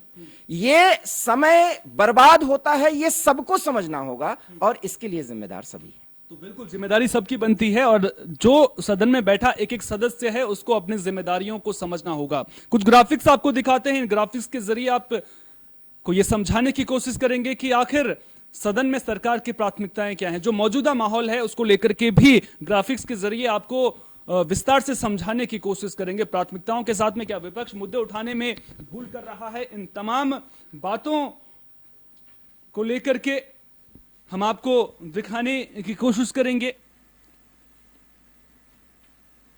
सबसे पहले निलंबित सांसदों पर भी बात कर लेते हैं। किस पार्टी के कितने सांसद निलंबित हुए हैं? डीएमके के 6 सांसद निलंबित हुए हैं। इसके अलावा कांग्रेस के 4 सांसदों को निलंबित किया गया है। टीआरसी के 3 सांसदों को निलंबित किया गया है। आम आदमी पार्टी के 3 सांसद निलंबित किए गए हैं। सीपीआईएम के 2 सांसद निलंबित किए गए हैं। सीपीआई का 1 सांसद निलंबित किया गया है, और वहीं निर्दलीय 1 सांसद भी निलंबित किया गया है। निलंबन का विरोध 50 घंटे का धरना, राज्यसभा से 23, लोकसभा से 4 सांसद निलंबित किए गए हैं। गांधी प्रतिमा के सामने 50 घंटे का धरना देते हुए सांसद नजर आए हैं। महिला और बुजुर्ग सांसदों का शिफ्टवार धरना भी देखने को मिला। विपक्ष नहीं कर रहा संसद की नियमावली का पालन। क्या इसकी वजह से निलंबन हो रहा है? यह अपने आप में बड़ा सवाल है। मुद्दे पर विचार विमर्श की मांग के बजाय हंगामा किया जाता है। इसके अलावा सदन में पोस्टर और तख्तियां बैन हैं, तो फिर वो नजर क्यों आती हैं? क्या नियमावली का पालन नहीं किया जा रहा है? यह अपने आप में बड़ा सवाल है। संसद के सदनों की दशकों की परेशानी क्या है, इस पर नजर डालना बेहद जरूरी है। हंगामे की राजनीति इसकी सबसे बड़ी परेशानी है। सदन ठीक से चलाना चाहते हैं स्पीकर, लेकिन कड़ी कार्रवाई से परहेज करते हुए नजर आते हैं। यह भी अपने आप में देखने को लगातार मिलता हुआ आता है। हंगामे की सजा के तौर पर निलंबन तो हो जाता है, लेकिन कड़ा कदम कब उठाया जाएगा, क्योंकि सैलरी उन्हें पूरी मिलती है। कड़ा कदम कब उठाया जाएगा, यह भी देखने वाली बात है। सरकार और विपक्ष के बीच जो खाई है, विश्वास की कमी है, वो कब पटेगी, यह भी अपने आप में बड़ा सवाल है। और सरकार और विपक्ष के बीच की खाई को पाटना बेहद जरूरी है। संसद में सरकार और विपक्ष का रुख कैसा होना चाहिए? बिजनेस एडवाइजरी कमेटी की बैठक जो होती है उसमें मुद्दे तय होते हैं, उसमें मुद्दे तय क्यों नहीं किए जाते हैं, यह अपने आप में बड़ा सवाल है। इसके अलावा विपक्ष पहले से अगर मुद्दे तय कर ले तो फिर कहीं ना कहीं संसद का कामकाज आसानी से चल सकता है। विपक्ष अगर पहले से मुद्दे तय करता है, संसद में बहस से अगर सरकार ना डरे तो भी संसद की कार्यवाही में खलल ना पड़े। इसके अलावा विपक्ष और सरकार को मिलकर काम करना होगा, जो देखने को बिल्कुल भी नहीं मिलता है। यह भी अपने आप में बड़ी परेशानी है। सदन में हंगामे से काम नहीं चलेगा, यह भी समझना होगा। हंगामा क्यों हो रहा है? क्या धरना प्रदर्शन तख्तियों पर बैन से नाराजगी है, जो अब इस तरह से खुलकर सामने आ रही है? तख्तियां देखने को मिल रही हैं, धरना प्रदर्शन देखने को मिल रहा है। हंगामा कर क्या विपक्ष अपनी ताकत दिखाने की कोशिश कर रहा है? भले ही संख्या में कम है, लेकिन ताकत है, ये दिखाने की कोशिश विपक्ष के द्वारा हो रही है। बातचीत के जरिए मसले सुलझाने की कोशिश नहीं हो रही है, क्या इस वजह से हंगामा हो रहा है? ये भी अपने आप में बड़ा सवाल है। और इन सवालों के जवाब ढूंढना बेहद जरूरी है, और केवल जवाब ढूंढने से ही काम नहीं चलेगा। इन सवालों के बाद जो इनके जवाब मिलेंगे उन पर जिम्मेदारी तय होना बेहद जरूरी है। निलंबन अगर होता है तो उसके बाद धरना प्रदर्शन शुरू हो जाता है। इस तरह के वीडियो पोस्ट किए जाते हैं कि हमें मच्छर साहब परेशान कर रहे हैं। भाई साहब, आपको तो धरना प्रदर्शन की ही इजाजत नहीं थी। साफ तौर पर कहा गया था कि आप संसद परिसर में धरना प्रदर्शन नहीं कर सकते हैं, तो फिर आप धरना वहां पर क्यों दे रहे थे? यह अपने आप में बड़ा सवाल है। इसके अलावा तख्तियां, पोस्टर वो लगातार देखने को मिल रही हैं। अब ऐसे में सवाल यह उठता है कि क्या इसी तरह से आगे भी सदन चलता रहेगा? आने वाले सत्रों की बात करें तो आने वाले सत्रों में भी क्या यही कहानी देखने को मिलेगी? क्योंकि इस सत्र में यह कहानी लगातार देखने को मिलेगी, ये तो लगभग स्पष्ट माना जा रहा है। और स्पष्ट इसलिए भी माना जा रहा है क्योंकि अभी तक जिस तरह से सदन की कार्यवाही चली है, उसके बाद हंगामे के अलावा कुछ और होता हुआ नजर नहीं आ रहा है। और सबसे बड़ा सवाल ये कि जो हंगामे की राजनीति है, उसका फायदा आखिर होगा तो होगा किसे। हमारे सहयोगी जुबैर हमारे साथ में यहां पर मौजूद हैं। जुबैर, सदन की कार्यवाही जब शुरू होती है, मॉनसून सत्र से पहले सभी पार्टियों की सर्वदलीय बैठक बुलाई जाती है, मिल बैठकर काम करेंगे, जनता के हितों की बात होगी, इस तरह की बातें देखने को मिलती हैं। लेकिन जब जैसे जैसे सत्र आगे बढ़ता है तो जो जनता के हित के मुद्दे हैं वो हंगामा बने हुए नजर आते हैं। और सदन में होता क्या है, इन्होंने उनके लिए अपशब्दों का इस्तेमाल किया, आप माफी मांगिए, आप इस्तीफा दीजिए। महंगाई के मुद्दे पर क्या विपक्ष चर्चा नहीं चाहता है? अगर विपक्ष चर्चा चाहता है तो फिर हंगामा क्यों हो रहा है? और अगर निलंबन होता है तो क्या निलंबन कर देना ही काफी है? क्योंकि निलंबन करने के बावजूद भी आपको सैलरी तो अपनी पूरी मिल रही है, उसके बावजूद आप धरना प्रदर्शन वहां पर कर रहे हैं। क्या और कड़ी कार्रवाई करने की जरूरत है? क्योंकि स्पीकर एक बड़ा पद होता है, उन्हें यह अधिकार कहीं ना कहीं होना चाहिए कि और कड़ी कार्रवाई हो। और अगर उस तरह के फैसले लिए जाते हैं तो उस पर भी ये दिखाने की कोशिश की जाएगी कि सरकार अपने हितों को साधने के लिए कड़ी कार्रवाई करवा रही है, जानबूझकर निलंबन करवा रही है, और उसके बाद उन्हें उस तरह की सजा हो रही है। जिस तरीके से आपने कहा कि विपक्ष को एक मुद्दा मिल जाता है कि सरकार हम पे सदन में बोलने नहीं दे रही, सरकार महंगाई पर चर्चा करने नहीं दे रही, सरकार जीएसटी पे चर्चा करने नहीं दे रही। सबसे पहले हम शुरुआत करते हैं जिस तरीके से कांग्रेस की, हम विपक्ष के बाकी दलों को छोड़ के सबसे पहले कांग्रेस की बात करते हैं। जिस तरीके से पिछले दिनों भी आपने देखा होगा, और जैसे कि मानसून का 9वां दिन है, मानसून सत्र का आज 9वां, 3 सांसदों को निलंबित किया गया। इससे पहले जब सोनिया गांधी से ईडी की मुलाकात, ईडी के दफ्तर में उनके पूछताछ के लिए बुलाया गया था, तो उसको लेकर भी कांग्रेस लगातार प्रदर्शन कर रही थी। और कई बार देखा गया कि सदनों में भी उन्होंने इस बात को आवाज उठाई थी और विरोध जताया था। इसको लेकर निलंबन भी हुए थे और स्पीकर ने भी अपना गुस्सा जाहिर किया था। इसके बाद अब बात करते हैं पूरे विपक्ष की। विपक्ष के कई नेता, कई सांसद निलंबित कर दिए गए हैं और उन्होंने 50 घंटे का धरना भी बुलाया है। इसको लेकर 50 घंटे के धरने पर भी बैठे। अगर मैं बुधवार की बात करूं तो जब धरने पर वो बैठे थे तो उस वक्त, जैसे कि हम बात करते थे आम आदमी पार्टी के नेता की, संजय सिंह ने, तो संजय सिंह ने का ये आरोप था कि वह गुजरात के मुद्दों में, जो गुजरात में शराब को लेकर, जो जहरीली शराब से जो लोग मरे हैं उनका मुद्दा उठाना चाहते थे, उनके मुद्दे को उठाने नहीं दिया। अब उस तरीके का वो इल्जाम लगातार लगाते रहते हैं कि हमारी विपक्ष की कोई भी बात ना तो महंगाई पे सुनी जाती है, ना किसी और अगर मुद्दों पर बात करना चाहता है विपक्ष तो उनकी आवाज नहीं सुनी जाती, उनको निलंबित कर दिया जाता है। ऐसे ही कांग्रेस नेताओं का भी आरोप है और कई विपक्षी पार्टियों के भी आरोप हैं। लेकिन इस तरीके से सरकार का नुकसान होता है। अगर हम, जैसे कि आपने कहा कि स्पीकर एक अच्छा पद होता है, उनका एक गरिमा होती है उनकी, वो चाहते हैं वो कुछ भी कर सकते हैं, बट लेकिन अगर किसी को निलंबित करते हैं तो चर्चा नहीं होती है। जिस तरीके से आपने बोला कि चर्चा नहीं होती, सिर्फ हंगामा ही देखने को मिल जाता है मुद्दों पर। अगर आम आदमी के पार्टी, आम आदमी के जो मुद्दे हैं महंगाई को लेकर हैं, और भी तरीके की जो चर्चाएं होनी चाहिए सदन में, वो नहीं हो पाती, इससे सरकार का नुकसान होता है इससे। लेकिन अब मैं आप इससे अगले बात पे चलता हूं कि जैसे जिस तरीके का 50 घंटे का धरना बुलाया और सदन में पहली बात तो मना कर दिया गया है, तख्ती लेकर नहीं कर सकते। संजय सिंह पर आरोप है कि उन्होंने पैम्पलेट्स फाड़े हैं और उसको उछाला है, उसके बाद उनको निलंबित किया गया है। इसको लेकर कार्रवाई स्थगित हो गई और कई बार देखा गया है कि मानसून सत्र को स्थगित कर दिया जाता है, 2 घंटे के लिए आगे, 3 घंटे के लिए आगे कर दिया जाता है। जिस तरीके का आज भी देखने को मिला कि 3 घंटे के लिए 4 बजे तक स्थगित कर दिया गया था, तो इससे चर्चा नहीं हो पाती है और चर्चा नहीं हो पाती तो उसका समाधान नहीं निकल पाता है। इसको लेकर सरकार का भी नुकसान होता है और विपक्षी नेता जैसे थे एक हफ्ते तक, जैसा कि हम बता रहे हैं, कई नेता ऐसे हैं जो 1 हफ्ते तक सदन में आ ही नहीं सकते, निलंबित हैं। उनको लेकर 50 घंटे का धरना भी हो रखा है। लेकिन अब मैं बात करता हूं 50 घंटे के धरने की। इस बीच में बुधवार की अगर बात करूं तो विपक्ष के कई ऐसे नेता हैं जिन्होंने धरना तो बुलाया, उसके बाद अपने ट्विटर हैंडल पर अपनी फोटोज भी साझा किए। वो बिस्तर बिछा रहे हैं, एक तरफ रात के सोने की तैयारी कर रहे हैं, क्योंकि 50 घंटे का धरना और लगातार उन्होंने धरना देना है। सदन में वैसे धरना देने का मना है, हाँ लाइमलाइट में भी रहना है, क्योंकि सुर्खियों में।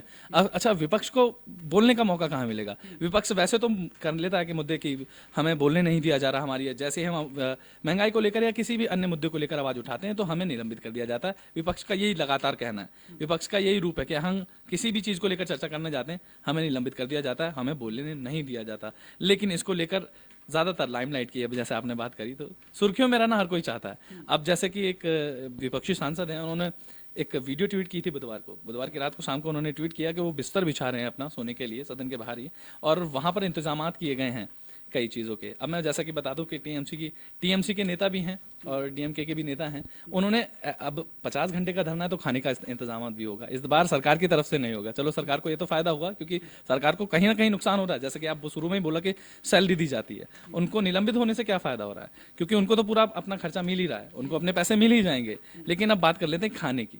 जिस तरीके से उन्होंने बिस्तर बिछाने का ट्वीट किया, उसके बाद खाने का ऐलान किया गया कि मेन्यू में क्या क्या था? हाँ, एक नेता ऐलान करते हैं कि डिनर की पार्टी मेरी तरफ से होगी और ब्रेकफास्ट की पार्टी इनकी तरफ से और अगले लंच की पार्टी इनकी तरफ से। तो इस तरीके की 50 घंटे का धरना तो है, लेकिन इस तरीके की पार्टी का भी आयोजन किया जाता है। अगर हम बात करें ब्रेकफास्ट की, शुरुआत करते हैं। ब्रेकफास्ट में इडली मिली, जो कि नेता की तरफ से इडली मिलती है।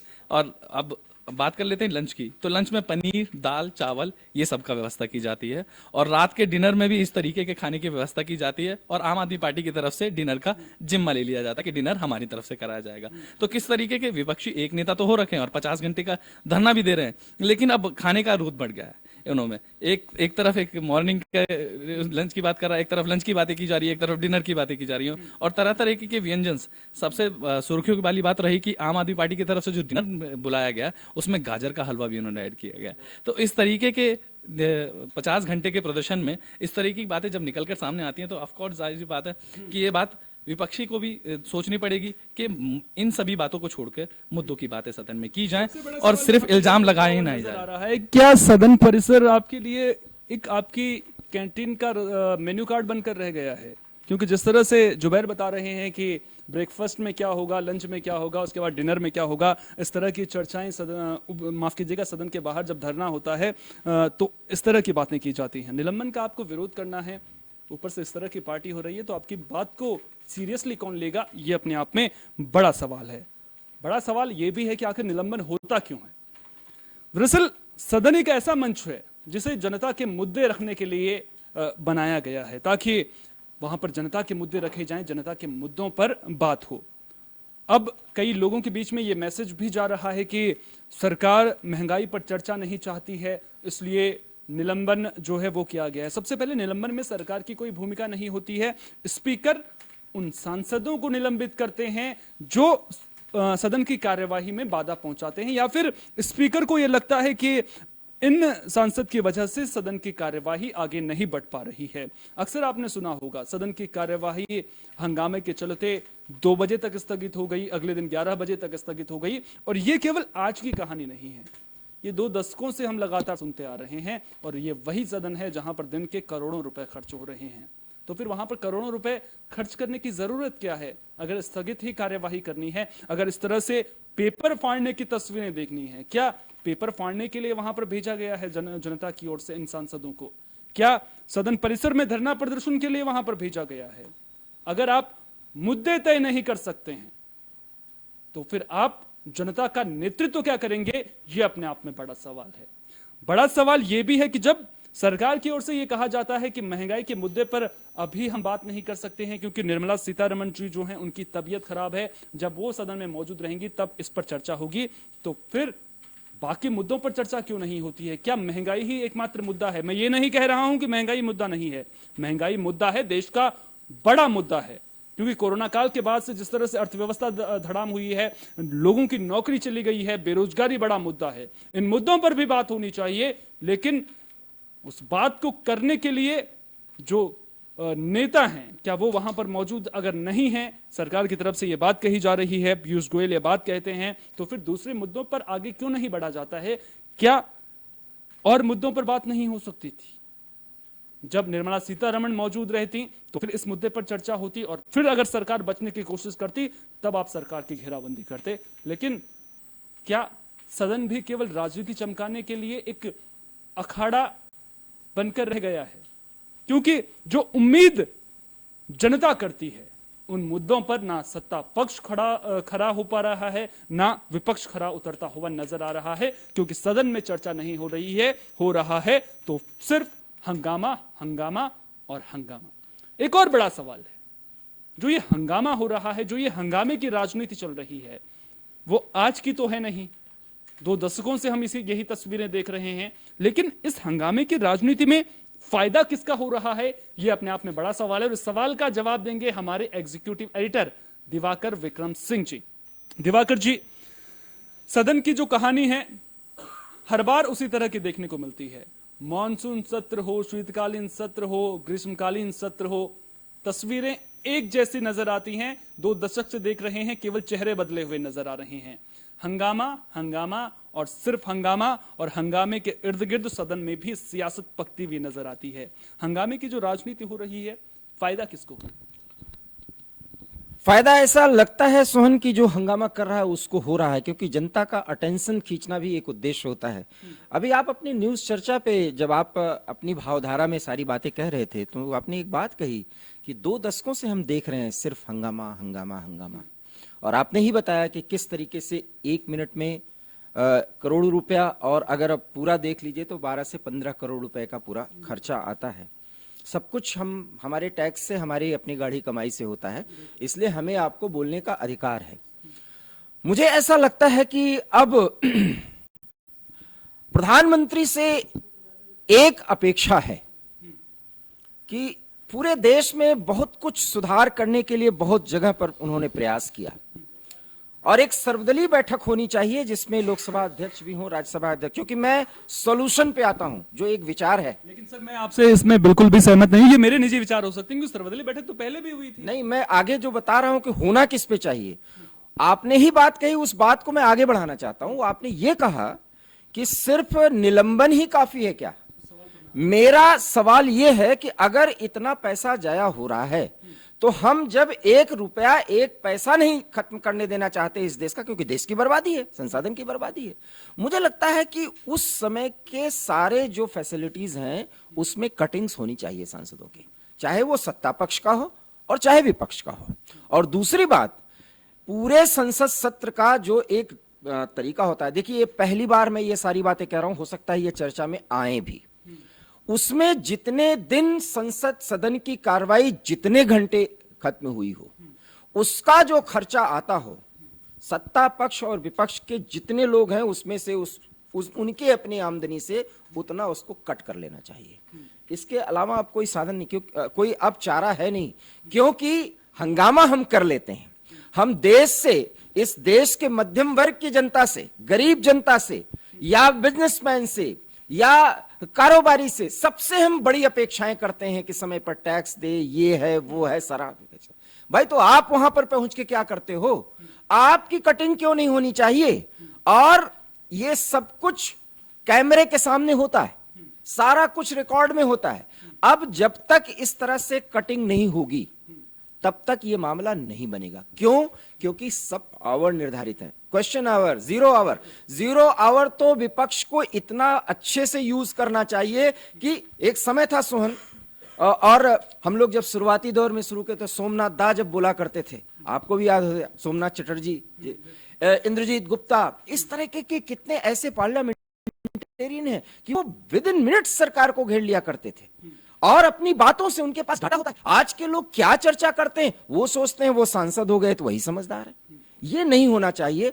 इसका एक ही रास्ता है कि जो आपने एक बात उठाई कि भाई निलंबन ही पर्याप्त है क्या, तो जो कुछ भी आमदनी है ना प्रतिदिन के हिसाब से जितना संसद सत्र के कार्रवाई के दौरान होता है, वो तो अब निकालना चाहिए। कम से कम कुछ तो बचत होगी इस देश की, क्योंकि बर्बादी बहुत हो चुकी है और इससे मानने वाले नहीं है। क्योंकि एक परसेप्शन, चाहे वो भारतीय जनता पार्टी हो, चाहे कांग्रेस हो, आप हो, कोई पार्टी हो, शायद वो ये गलतफहमी में है कि इन चीजों को कहने से आप जनता के मुद्दे हम उठा रहे हैं ये कह के माने, नहीं, सब कुछ जनता समझती है। और अब तो सारा कुछ सदन की कार्रवाई लाइव चलता है, ये पता रहता है कि क्या है। अरे भाई, आपको महंगाई पे चर्चा करनी है, जब प्रधानमंत्री, जैसा कि अभी जुबैर बता रहे थे, मैं बड़ी ध्यान से सुना था, उसने क्रमवार बताने की कोशिश की, उसमें शुरुआत है, प्रधानमंत्री ने कहा था इतने मुद्दे हैं, इन पे चर्चा होनी चाहिए। जब वो पहले ही दिन संबोधन में हुआ कि इस पे चर्चा होनी चाहिए और हम तैयार हैं, तो भाई अनर्गल मुद्दे क्यों चल रहे हैं? कितने मुद्दों पर चर्चा हुई? जीएसटी पर, जिसे राहुल गांधी जी गब्बर सिंह टैक्स कहते हैं, उस पर चर्चा हुई, घेरिए ना सरकार को। महंगाई, उस पर चर्चा हुई, घेरिए ना सरकार को। आप चरण वंदना करेंगे, कोई भी हो, किसी भी पार्टी का व्यक्ति हो, कोई भी, और करीबी यही सब रहे हैं। ये जनता समझ रही है। जब जनता समझ रही है तो भाई इनको जनता के ही पैसे से तो इनको सारे वो फैसिलिटीज मिलते हैं, उसमें से कटिंग होनी चाहिए। और ये मांग अब जनता ही उठाएगी, तब ये बात सरकार तक भी पहुंचेगी, विपक्ष के नेताओं तक भी पहुंचेगी। लेकिन क्या कटिंग होगी? क्या आने वाले दिनों में वो बदलाव दिखेंगे? क्योंकि बदलाव की जब जरूरत होती है, गुंजाइश होती है, तो हमने कानूनों में भी समय समय पर संशोधन होता हुआ देखा है, हमने बदलाव देखा है, और कहते हैं कि बदलाव होना बेहद जरूरी है अगर जरूरत हो तो। और बदलाव की जरूरत जरूर है अगर 2 दशकों से एक जैसी तस्वीर देखने को मिल रही है। लेकिन यहां पर भी एक अड़ंगा जरूर आ जाता है। अक्सर लोगों के मन में यह सवाल उठता होगा कि आखिर जो निलंबन होता है वो विपक्ष के नेताओं का ही क्यों होता है। यहां पर मैं ये बात क्लियर करना चाहूंगा। दरअसल क्या होता है कि जब सरकार की ओर से कोई मुद्दा रखा जाता है तो विपक्ष उसके खिलाफ जब बोलती है तो विपक्ष के नेताओं के द्वारा हंगामा किया जाता है। इस वजह से विपक्ष के नेताओं का निलंबन होता है। लेकिन अब समाधान की ओर हमें जाना बेहद जरूरी है। समाधान की ओर जाएंगे तभी सरकार के पैसों की बचत होगी, और देखना दिलचस्प होगा क्या आने वाले समय में इसमें बदलाव देखने को मिलेंगे। क्योंकि अगर इस तरह की तस्वीरें आएंगी, चर्चा नहीं होगी, तो फिर सत्र आयोजित करने का फायदा क्या है? क्या बिना चर्चा के ही बिल पास हो जाएंगे? बिना चर्चा के अगर बिल पास होंगे तो फिर अगर उसमें कुछ तकनीकी पहलू रहते हैं, उनमें खामियां हैं, तो उसका नुकसान कहीं ना कहीं जनता को ही उठाना पड़ेगा। तो उन तकनीकी पहलुओं पर अगर बात करनी है तो उसके लिए संसद में, सदन में चर्चा होनी बेहद जरूरी है। यह तो रही बात सदनवीरों की। अब बात यूपी की गलियों की भी कर लेते हैं, यूपी की सड़कों की भी कर लेते हैं। दरअसल यूपी की सड़कों पर अगर आप चल रहे हैं तो कई जगहों पर आप चलने से पहले इधर उधर जरूर देख लीजिएगा, क्योंकि जो वीडियो अब हम आपको दिखाने जा रहे हैं वो वीडियो यूपी की सड़कों पर आवारा घूम रहे पशुओं से होने वाले खतरों से आपको सावधान करता हुआ नजर आएगा। सवाल यह कि यूपी सरकार तमाम इंतजाम करती हुई नजर आती है, लेकिन उसके बाद इस तरह के वीडियो सामने क्यों आते हैं? वो वीडियो फुल स्क्रीन आपको दिखा देते हैं। इस वीडियो में आप देखेंगे कि कैसे एक शख्स खड़ा रहता है, तभी एक आवारा पशु पीछे से उस शख्स को ऊपर उठा लेता है और उसके बाद उसे वहीं जमीन पर पटक देता है। इस वजह से शख्स की मौत भी हो सकती थी। बागपत का यह वीडियो बताया जा रहा है, और इस वीडियो के सामने आने के बाद आपको अखिलेश यादव के कुछ ट्वीट भी याद आ रहे होंगे जब वो गाड़ी में मौजूद थे और सड़क पर आवारा पशुओं के तस्वीरों के साथ में जो जाम लगा हुआ था उसके पोस्ट करते हुए भी नजर आए थे। ऐसा नहीं है कि सरकार इस दिशा में काम नहीं कर रही है, लेकिन जो काम सरकार कर रही है क्या वो इंतजाम काफी हैं? आपने आश्रय स्थल तो बना दिए, गौ आश्रय केंद्र बना दिए, लेकिन उसके बावजूद अगर आवारा पशु इसी तरह से सड़कों पर घूमते रहेंगे, इसी वजह से सड़कों पर जाम लगता रहेगा और इसी तरह से ये तस्वीरें सामने आती रहेंगी, तो फिर सवाल तो उठेंगे ही। सवाल इसलिए उठेंगे क्योंकि ना लोग सुरक्षित हैं और जाम की दिक्कत अलग से आ रही है, और जो आवारा पशु सड़कों पर घूम रहे हैं उनकी वजह से एक्सीडेंट की खबरें भी अक्सर सुर्खियों में आती रहती हैं। इसलिए इस खबर को आज न्यूज रूम लाइव में प्राथमिकता के साथ दिखाना बेहद जरूरी था। अब सरकार सख्त जरूर नजर आती है जब आवारा पशुओं का मुद्दा रहता है, जब गाय से जुड़ा हुआ कोई मुद्दा रहता है। गौ आश्रय केंद्र भी बनाए जाते हैं, लेकिन हमने आपको वो तस्वीरें भी दिखाई हैं कि आखिर गौशालाओं की तस्वीरें कैसी हैं। गौशाला संचालक इस तरह की बातें करते हुए नजर आते हैं। क्या अधिकारी सरकार के मंसूबों को पलीता लगा रहे हैं? यह अपने आप में बड़ा सवाल है, क्योंकि यह तस्वीर अपने आप में पूरी कहानी को बयां करती हुई नजर आ रही है। ये जो तस्वीर है वो आवारा पशुओं से भरी सड़कों की कहानी को बयां करती हुई पूरी तरह से नजर आ रही है। सरकार कहती है कि अब हम ब्लॉक स्तर पर गौ आश्रय केंद्रों को बनाने का काम करेंगे। हर दिन में 10 आवारा पशुओं को आश्रय स्थल भेजने का काम सरकार की ओर से किया जाएगा। सरकार ने यह भी कहा था, 1 महीने पहले की ही बात है, कि अगर आप गाय को खुले सड़क में छोड़ देंगे, किसी आवारा पशु को खुली सड़क में छोड़ देंगे, तो फिर आप पर जुर्माना भी लगाया जाएगा, आपको जेल भी जाना पड़ सकता है। सरकार सख्त है तो फिर अधिकारी काम क्यों नहीं कर रहे हैं? गौ आश्रय केंद्रों तक पशुओं को क्यों नहीं पहुंचाया जा रहा है? आश्रय स्थलों तक पशु क्यों नहीं पहुंच रहे हैं? और जो आश्रय स्थल बने हैं क्या उनकी तस्वीरें स्पष्ट हैं? क्या जो इंतजाम वहां पर होने चाहिए थे वो इंतजाम वहां पर हैं? हमारे वरिष्ठ सहयोगी, हमारे इनपुट हेड शोएब खान हमारे साथ में यहां पर मौजूद हैं।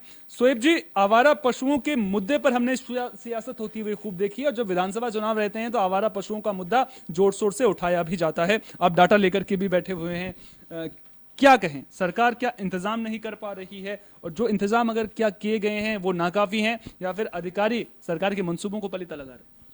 देखिए स्वर्ण, जब उत्तर प्रदेश का चुनाव हुआ था उसमें ये खास तौर से बीजेपी के लिए और मतलब योगी के लिए चैलेंज था, क्योंकि विपक्ष ने एक बहुत बड़ा मुद्दा इसको बनाया था और किसानों ने भी बनाया था कि आवारा जानवरों को लेकर।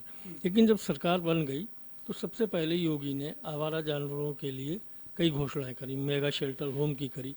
एक चीज़ हम आपको बता दें, जो सेंसस हुआ है उसमें जानवरों का जो सेंसस हुआ था उसके मुताबिक 205.66 लाख उत्तर प्रदेश में पशु हैं, लेकिन इसमें से 12 लाख जो है वो आवारा पशु पाए गए थे।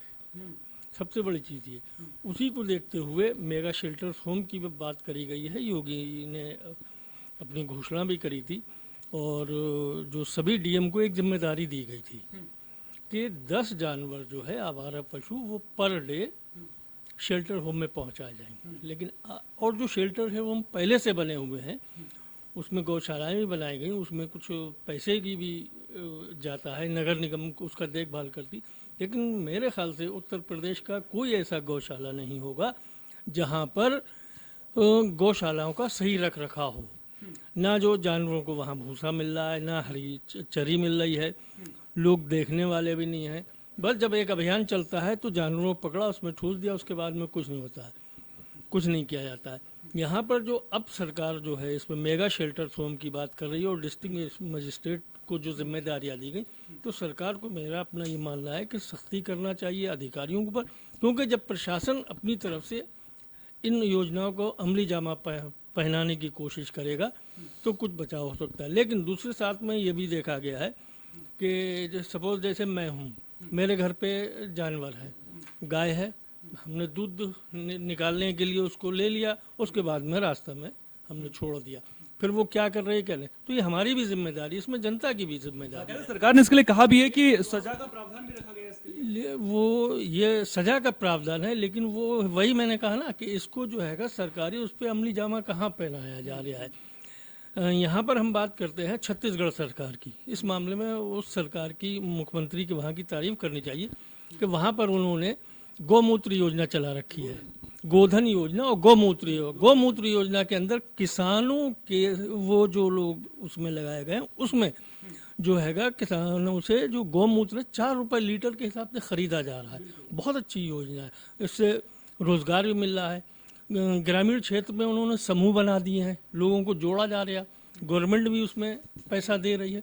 तो इस तरीके को उत्तर प्रदेश की सरकार को भी ये करना चाहिए और इसमें मेरे ख्याल से इसमें लगाम भी लगेगी कि जानवर जो सड़कों पर घूमते हैं। एक अहम सवाल मैं आपसे पूछने जा रहा हूं। दरअसल योगी सरकार जब सत्ता में आई थी 2017 में आई थी, पहला कार्यकाल पूरा किया, बड़ा मुद्दा था। दूसरे कार्यकाल की जब शुरुआत हो रही थी, विधानसभा चुनाव हो रहे थे उससे पहले, तब भी ये बड़ा मुद्दा था।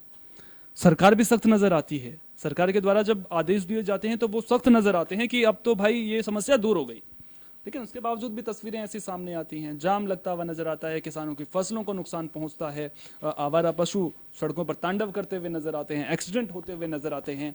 तो फिर चूक यूपी में कहां पर हो रही है? क्या प्रशासनिक स्तर पर चूक हो रही है क्योंकि सरकार सख्त है?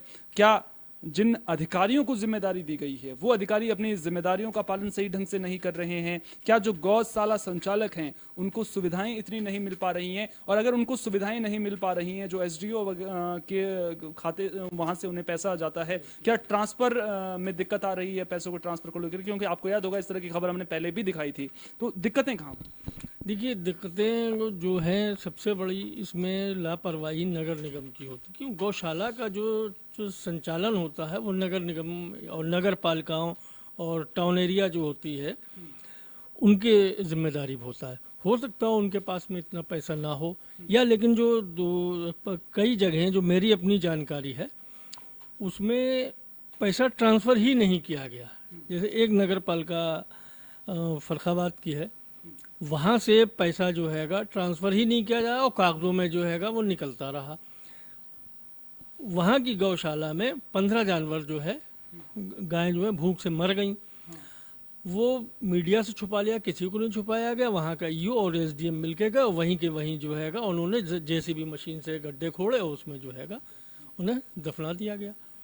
तो इस तरीके से ये कमियां तो हैं कहीं ना कहीं, लेकिन इसमें प्रशासन से भी जब तक सख्ती से जो योजनाएं हैं उनको अमली जामा नहीं पहनाएगा तब तक नहीं किया जा सकता। बिल्कुल, जब तक अगर अमली जामा नहीं पहनाया जाएगा तब तक दिक्कतें जरूर रहेंगी। दरअसल यहाँ पर जो मुद्दे की बात है वो ये है कि अगर सरकार किसी मुद्दे को लेकर सख्त है, आवारा पशुओं के मुद्दे को लेकर सरकार सख्त है, सजा तक का प्रावधान भी कर दिया गया है, लेकिन उसके बावजूद इस तरह की तस्वीरें सामने आ रही हैं, प्रशासन अगर काम नहीं कर रहा है तो फिर ऐसे मुद्दों पर समीक्षा होनी चाहिए। जो दोषी हैं, जो अपना काम सही ढंग से नहीं कर रहे हैं, उन पर गिरफ्तारी की तलवार भी लटकनी चाहिए, उनके खिलाफ प्रशासनिक कार्रवाई भी होनी चाहिए। लेकिन क्या वो प्रशासनिक कार्रवाई देखने को मिलेगी? क्या समीक्षाएं होंगी? बड़ा सवाल है। उम्मीद करेंगे कि वक्त के साथ इन सवालों के जवाब भी मिलेंगे और दोषियों के खिलाफ कार्रवाई भी देखने को मिलेगी। चलिए अब न्यूज रूम लाइव के आखिरी पड़ाव में बात 5G की भी कर लेते हैं, क्योंकि 5G स्पेक्ट्रम की नीलामी इन दिनों खूब चर्चा का विषय बनी हुई है। लेकिन हम इस चर्चा में 5G स्पेक्ट्रम की नीलामी पर चर्चा नहीं करेंगे, केवल 5G पर चर्चा करेंगे, क्योंकि 5G के आने के बाद टेक्नोलॉजी में तो बड़ा बदलाव देखने को मिलेगा। इंटरनेट स्पीड बढ़ जाएगी, इसके अलावा सुविधाएं बहुत होंगी। डिजिटल इंडिया का जो सपना है, उस सपने के लिए इंटरनेट स्पीड तेज होना बेहद जरूरी है, क्योंकि अभी भी कई गांव ऐसे हैं जहां तक नेटवर्किंग की बड़ी दिक्कत रहती है। लेकिन क्या 5G टेक्निक आने के बाद वो नेटवर्क की जो दिक्कत रहती है वो दूर हो पाएगी? ये अपने आप में बड़ा सवाल है और उस दिक्कत को दूर करना बेहद जरूरी है।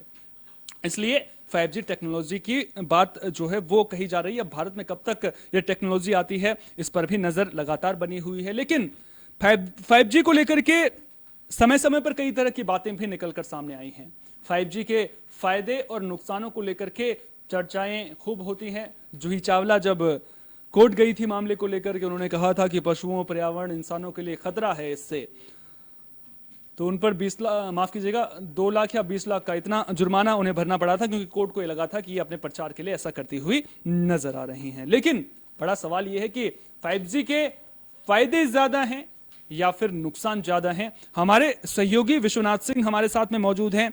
विश्वनाथ, जब बात 5G की आती है तो लोगों के मन में कुछ दुविधाएं हैं, कुछ सवाल रहते हैं। सबसे पहले बात अगर फायदे की करें और नुकसान की करें तो क्या फायदे हैं और क्या नुकसान? 5G की सबसे पहले हम नुकसान की बात कर लेते हैं। अगर नुकसान देखा जाए इसमें, तो हमारे वैज्ञानिकों ने एक कहा था कि मतलब सरकार इस चीज में जल्दी ना करे और इसके जो नुकसान हैं या इससे क्या प्रभाव पड़ रहे हैं मानव जगत पे या पृथ्वी पे क्या प्रभाव पड़ रहे हैं, इसके बारे में एक रिसर्च कर ले, उसके बाद फिर इसको लाएं। उसके लिए उन्होंने मना नहीं किया। और इसमें अगर नुकसान की बात की जाए तो वैज्ञानिकों का मानना है कि इसका जो रेडिएशन होता है, 5G का जो रेडिएशन होता है क्या है, जैसे 4G है तो 4G के लिए पहले तो 2G आया था। 2G के लिए टावर लगाए गए थे, काफी दूर दूर टावर लगाए गए थे। उसके लिए लोगों को नेट में भी प्रॉब्लम होती थी, उतने अच्छे स्पीड नहीं मिलती थी, डाटा नहीं मिलता था। फिर 3G आया 2G के बाद, तो 2G में उससे थोड़ा सुधार हुआ, लोगों को स्पीड मिली, नेट अच्छे से चलने लगा, इंटरनेट सुविधा अच्छी मिली, थोड़ा सुधार हुआ उसके अकॉर्डिंग। और अगर बात करें इसकी नेटवर्किंग की, तो नेटवर्किंग भी काफ़ी हद तक 2G के अकॉर्डिंग सही हुई। जब 3G के बाद अब 4G आया था, 4G में और अच्छा फीचर्स मिले और अच्छे लाभ मिले जनता को, और नेट की मतलब स्पीड भी अच्छी थी। लेकिन उसमें क्या है, जब 4G आया तो उसके लिए 2G और 3G के अकॉर्डिंग काफी टावर देखने को मिले, क्योंकि जब टावर आसपास में रहेंगे, पास में रहेंगे, तो उससे कनेक्टिविटी अच्छी रहती है, मोबाइल की कनेक्टिविटी अच्छी रहती है। कहते हैं कि 100 मीटर की रेडियस में या 200 मीटर की रेडियस में अगर रहो तो वहाँ पे नेटवर्क अच्छे आते हैं। नेटवर्क अच्छे क्यों आते हैं? क्योंकि उनकी फ्रिक्वेंसी कैच करती रहती है मोबाइल नेटवर्क से। तो 4G का ये हुआ। 4G में मतलब जहाँ 3G 2G में दूर दूर टावर थे, वहाँ 4G में थोड़े पास पास आ गए।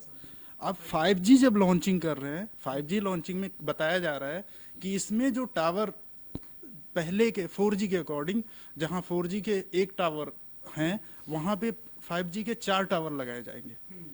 इस तरह का अनुमान एक निकल के आ रहा है, और लोगों का मानना है कि वहाँ 4 टावर लगाए जाएंगे। जाहिर सी बात है, फ्रीक्वेंसी अधिक होगी तो कनेक्टिविटी अधिक रहेगी और सप्लाई अच्छी मिलेगी, नेट अच्छा चलेगा। बताया जा रहा है कि इसकी नेट की स्पीड जो है 4G के 10 गुने ज्यादा है।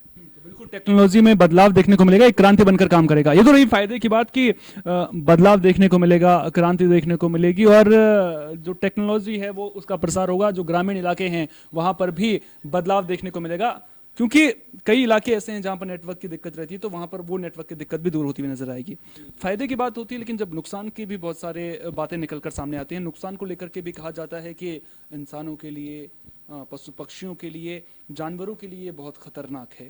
क्या सचमुच में खतरनाक है? क्योंकि वैज्ञानिक ऐसे दावे करते हुए लगातार नजर आए। वैज्ञानिक तो ऐसे दावे करते बिल्कुल नजर आए हैं। अगर हम देखें तो इसमें आपको बता दें, पहले एक पक्षी हुआ करती थी गौरैया, गौरैया हुआ करती थी, वो इस टाइम पे लुप्त होने की कगार पे आ गई है।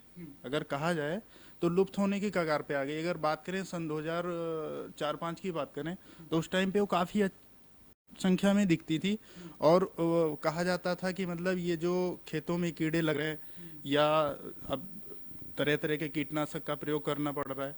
पहले क्या था ना, जो पक्षियां होती थी, ये उन कीड़ों को कीट भक्षी बन के उनका भरण करती थी, उनका सेवन करती थी, तो उससे हमें इतने कीटनाशक के प्रयोग नहीं खेतों में करने पड़ते थे। दूसरा चीज है कि उनसे हमारा एनवायरमेंट भी अच्छा रहता था, हमारा मृदा क्षीण नहीं होता था। जो हम खाद, अब जैविक खाद डालते हैं या जो हम दवाइयाँ डालते हैं, दवाइयों से हमारे जो लाभकारी कीड़े होते हैं खेत के, वो भी मर जाते हैं, नष्ट हो जाते हैं। तो इस तरह से तो प्रभाव देखने को मिला ही है। दूसरी बात इसमें कहा जाता है कि जो पक्षियां होती हैं जब टावर के संपर्क में आती हैं तो ये अपना मार्ग जो होता है वो अपने मार्ग से विचलित हो जाती हैं, भूल जाती हैं रेडिएशन की वजह से। तो इस तरह की हानि, हालांकि इस पे अभी कोई पुष्टि नहीं हो पाई है, कोई रिसर्च नहीं हुआ है, लेकिन इस तरह का वैज्ञानिकों का मानना है, एक आंकड़ा है कि इस तरह की नुकसान देखने को मिल रहे हैं। बहुत बहुत शुक्रिया विश्वनाथ आपका तमाम जानकारी के लिए। तो ये रही बात 5G को लेकर के कि 5G के फायदे और नुकसान क्या हैं। दरअसल जब कोरोना की दूसरी लहर आई थी तो उस वक्त भी 5G का जिक्र किया गया था कि इसकी वजह से जो रेडिएशन है उसी की वजह से कोरोना आया है। हालांकि उन दावों में अभी तक किसी तरह की सच्चाई देखने को नहीं मिलती है। इसके अलावा क्या 5G टेक्नोलॉजी की जरूरत भारत को है, ये अपने आप में बड़ा सवाल है, क्योंकि दुनिया अब आगे बढ़ना चाहती है, हर कोई एक दूसरे को पीछे छोड़ना चाहता है। हमारे सहयोगी जुबैर हमारे साथ में यहां पर मौजूद हैं। जुबैर, जब हम 5G को लेकर के बात करते हैं तो कई सवाल हमारे मन में आते हैं।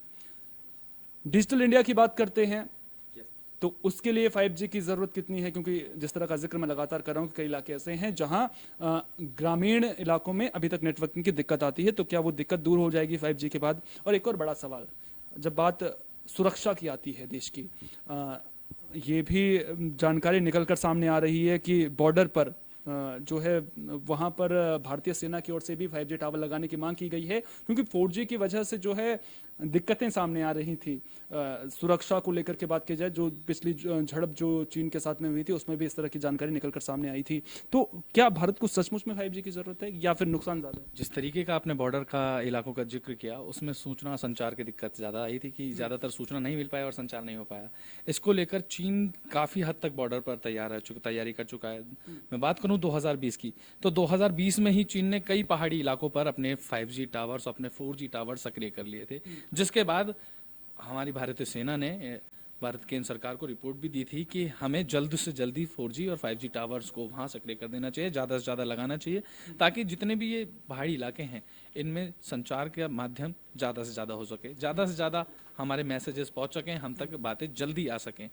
5G अगर हम बात करते हैं जैसे 5G का, जिसमें अगर 5G की स्पीड की बात करते हैं तो ये स्पीड एक सिम से हमें 10 GB पर सेकंड तक की मिलेगी। तो 10 GB पर सेकंड तक की स्पीड काफी मायने रखती है। डिजिटल इंडिया की आप बात करते हैं, जैसे प्रधानमंत्री नरेंद्र मोदी भी हमारी डिजिटल इंडिया के लिए कई अहम वादे कर चुके हैं, कई दावे भी कर चुके हैं। इसको लेकर भी अगर डिजिटल इंडिया की तरफ अगर को भारत को आगे बढ़ना है तो 5G की हमें जरूरत है। इस तरीके से हम शुरुआती दौर में बात करते हैं 2G से 2G 3G, हम अपग्रेड होते आए हैं 4G, हाँ उसके बाद हम अपग्रेड होकर आए हैं 5G, जो कि कई संचार कंपनियां हैं। मैं आपको बता दूं कि 40 ऐसी सिम कंपनियां हैं, टेलीकॉम कंपनियां हैं जिन्होंने 5G को अपने निर्धारित अनुमति दे दी है। 40 ऐसी कंपनियां हैं जो ऑल ओवर द वर्ल्ड ये हैं। तो इससे लेकर साफ साफ देखा जा रहा है टेक्नोलॉजी में आगे तरक्की के लिए हर कोई इसको अपना रहा है। लेकिन मैं इसी साल की बात करूं, एक्ट्रेस जूही चावला, इसको लेकर उन्होंने हाई कोर्ट में याचिका दाखिल की थी कि 5G की रेडिएशन से खतरा है। उन्होंने ये अपनी याचिका में साफ तौर पर कहा था कि 5G रेडिएशन से खतरा होगा, इससे इंसानों को भी खतरा होगा, पक्षियों को भी खतरा होगा, पेड़ पौधों को भी खतरा होगा। मैं एक तौर पर सीधे तौर पर साफ बता दूं, कई वैज्ञानिकों ने जिस तरीके की बात विश्वनाथ ने की, हमारे सहयोगी विश्वनाथ ने की और आपने से उसका डिस्कशन चल रहा था, तो उन्होंने बताया था कई वैज्ञानिकों ने इसको लेकर ये भी कहा है कि 5G को लेकर जल्दबाजी ना करें। हाँ, जरूरी सही बात है कि कई वैज्ञानिकों ने ये कहा है कि 5G को लेकर जल्दीबाजी ना करें, लेकिन कई वैज्ञानिकों ने ये भी कहा है कि अगर इंसानी तौर पर, क्योंकि इसका रेडिएशन का इंसान पे अगर देखा जाए तो एक सीमित दायरा है, वक्त के बाद पता लगता है, एक टाइम पीरियड ज्यादा निकल जाता है, इसके बाद ही पता लगता है कि इंसान में इसका रेडिएशन हो रहा है या नहीं। तो इसको लेकर एक अलग से जांच होनी चाहिए, इसको लेकर अलग से रिसर्च की जानी चाहिए। तो उन्होंने लगातार इस बात का जिक्र भी किया कि पक्षी पौधों के लिए एक अलग से रिसर्च होनी चाहिए कि इस 5G रेडिएशन से उनको किस प्रकार का खतरा है, कितने समय अनुमान में उनको ये खतरा पैदा होगा। जिस तरीके की बात आपने बॉर्डर पर कही, तो बॉर्डर पर भी हमारी सतर्कता होनी चाहिए, क्योंकि LAC भी और बाकी बॉर्डर पर चीन के साथ टेक्नोलॉजी आएगी तो उसमें हर क्षेत्र में भारत आगे बढ़ता हुआ नजर आएगा। बहुत बहुत शुक्रिया जुबैर आपका तमाम जानकारी को हम तक साझा करने के लिए। वो कहते हैं ना कि जब तक किसी चीज को इस्तेमाल नहीं कर लिया तब तक उसके बारे में कुछ भी कहा नहीं जा सकता है। दावे लगातार किए जाते हैं, बातें भी बहुत सारी होती हैं, लेकिन जो बड़ा खतरा 5G को लेकर के जो डर सता रहा है वो इस बात का सता रहा है कि अगर 5G टेक्नोलॉजी आती है, जनरेशन दर जनरेशन अपग्रेडेशन हमें लगातार देखने को मिलती हैं। अगर नेटवर्क के क्षेत्र में भी 4G के बाद 5G सामने आता है तो ऊर्जा का ज्यादा उत्सर्जन होगा, और ऊर्जा का ज्यादा उत्सर्जन सीधे तौर पर जलवायु के लिए खतरनाक है। जलवायु के लिए खतरनाक इसलिए है क्योंकि हमारे जो पोलर रीजन्स हैं वो लगातार पिघल रहे हैं। ग्रीनलैंड में जो सी आइस है या फिर ग्लेशियल आइस है, उसके संपर्क में आने के बाद किस तरह से वहां पर उत्सर्जन जो सूर्य की पराबैंगनी किरणें होती हैं, विकिरण होता है, उससे बचा जाता है। अमेजन का जंगल है, उसको प्रकृति के लिए वरदान माना जाता है। लेकिन ऐसे में क्या सचमुच में 5G की जरूरत है? विज्ञान की अगर बात करें तो विज्ञान अपने आप में आविष्कार लगातार हमें देखने को मिलते हैं, और विज्ञान में जो आविष्कार होते हैं वो इंसान को फायदे तो पहुंचाता ही है, लेकिन उसके साथ साथ नुकसान भी बहुत सारे देता है। जब आपको याद होगा, जब टेलीफोन मोबाइल फोन नए नए आए थे तो उस वक्त एक बात निकलकर सामने आई थी कि अगर मोबाइल को आप कान के पास में लगाएंगे तो उससे कैंसर हो सकता है, कान की बीमारी भी आपको हो सकती है। हालांकि बाद में इस तरह की जो दावे थे वो भ्रामक पाए गए, इस तरह के नुकसान की खबरें जो हैं वो सामने नहीं आई। एक जो बड़ा खतरा निकलकर सामने आता है वो ये भी आता है कि क्या इंसान के स्वास्थ्य पर इसका असर पड़ेगा। दरअसल अगर 5G नेटवर्किंग आती है, यानी कि एक जनरेशन अपग्रेड नेटवर्किंग होती है, तो उसके बाद ये बातें कही जा रही हैं कि इंसान के शरीर के तापमान में जरूर इजाफा देखने को मिलेगा, लेकिन वो स्वास्थ्य के लिए उतना हानिकारक नहीं है। लेकिन वो कहते हैं ना कि जितने मुंह उतनी बातें। अब जब 5G टेक्नोलॉजी आएगी उसके बाद उसे लेकर के रिसर्च की जाएगी, उसके परिणाम देखने को मिलेंगे, उसके बाद ही इसके बारे में सही कोई जानकारी दी जा सकती है कि क्या 5G सचमुच में इंसान के लिए खतरनाक है। क्योंकि उससे पहले जितनी भी बातें लगातार की जा रही हैं वो सिर्फ एक कयास ही हैं। हाँ, ये प्रकृति का नियम है कि अगर हमें कुछ मिलता है तो उसके लिए हमें कुछ देना भी पड़ता है।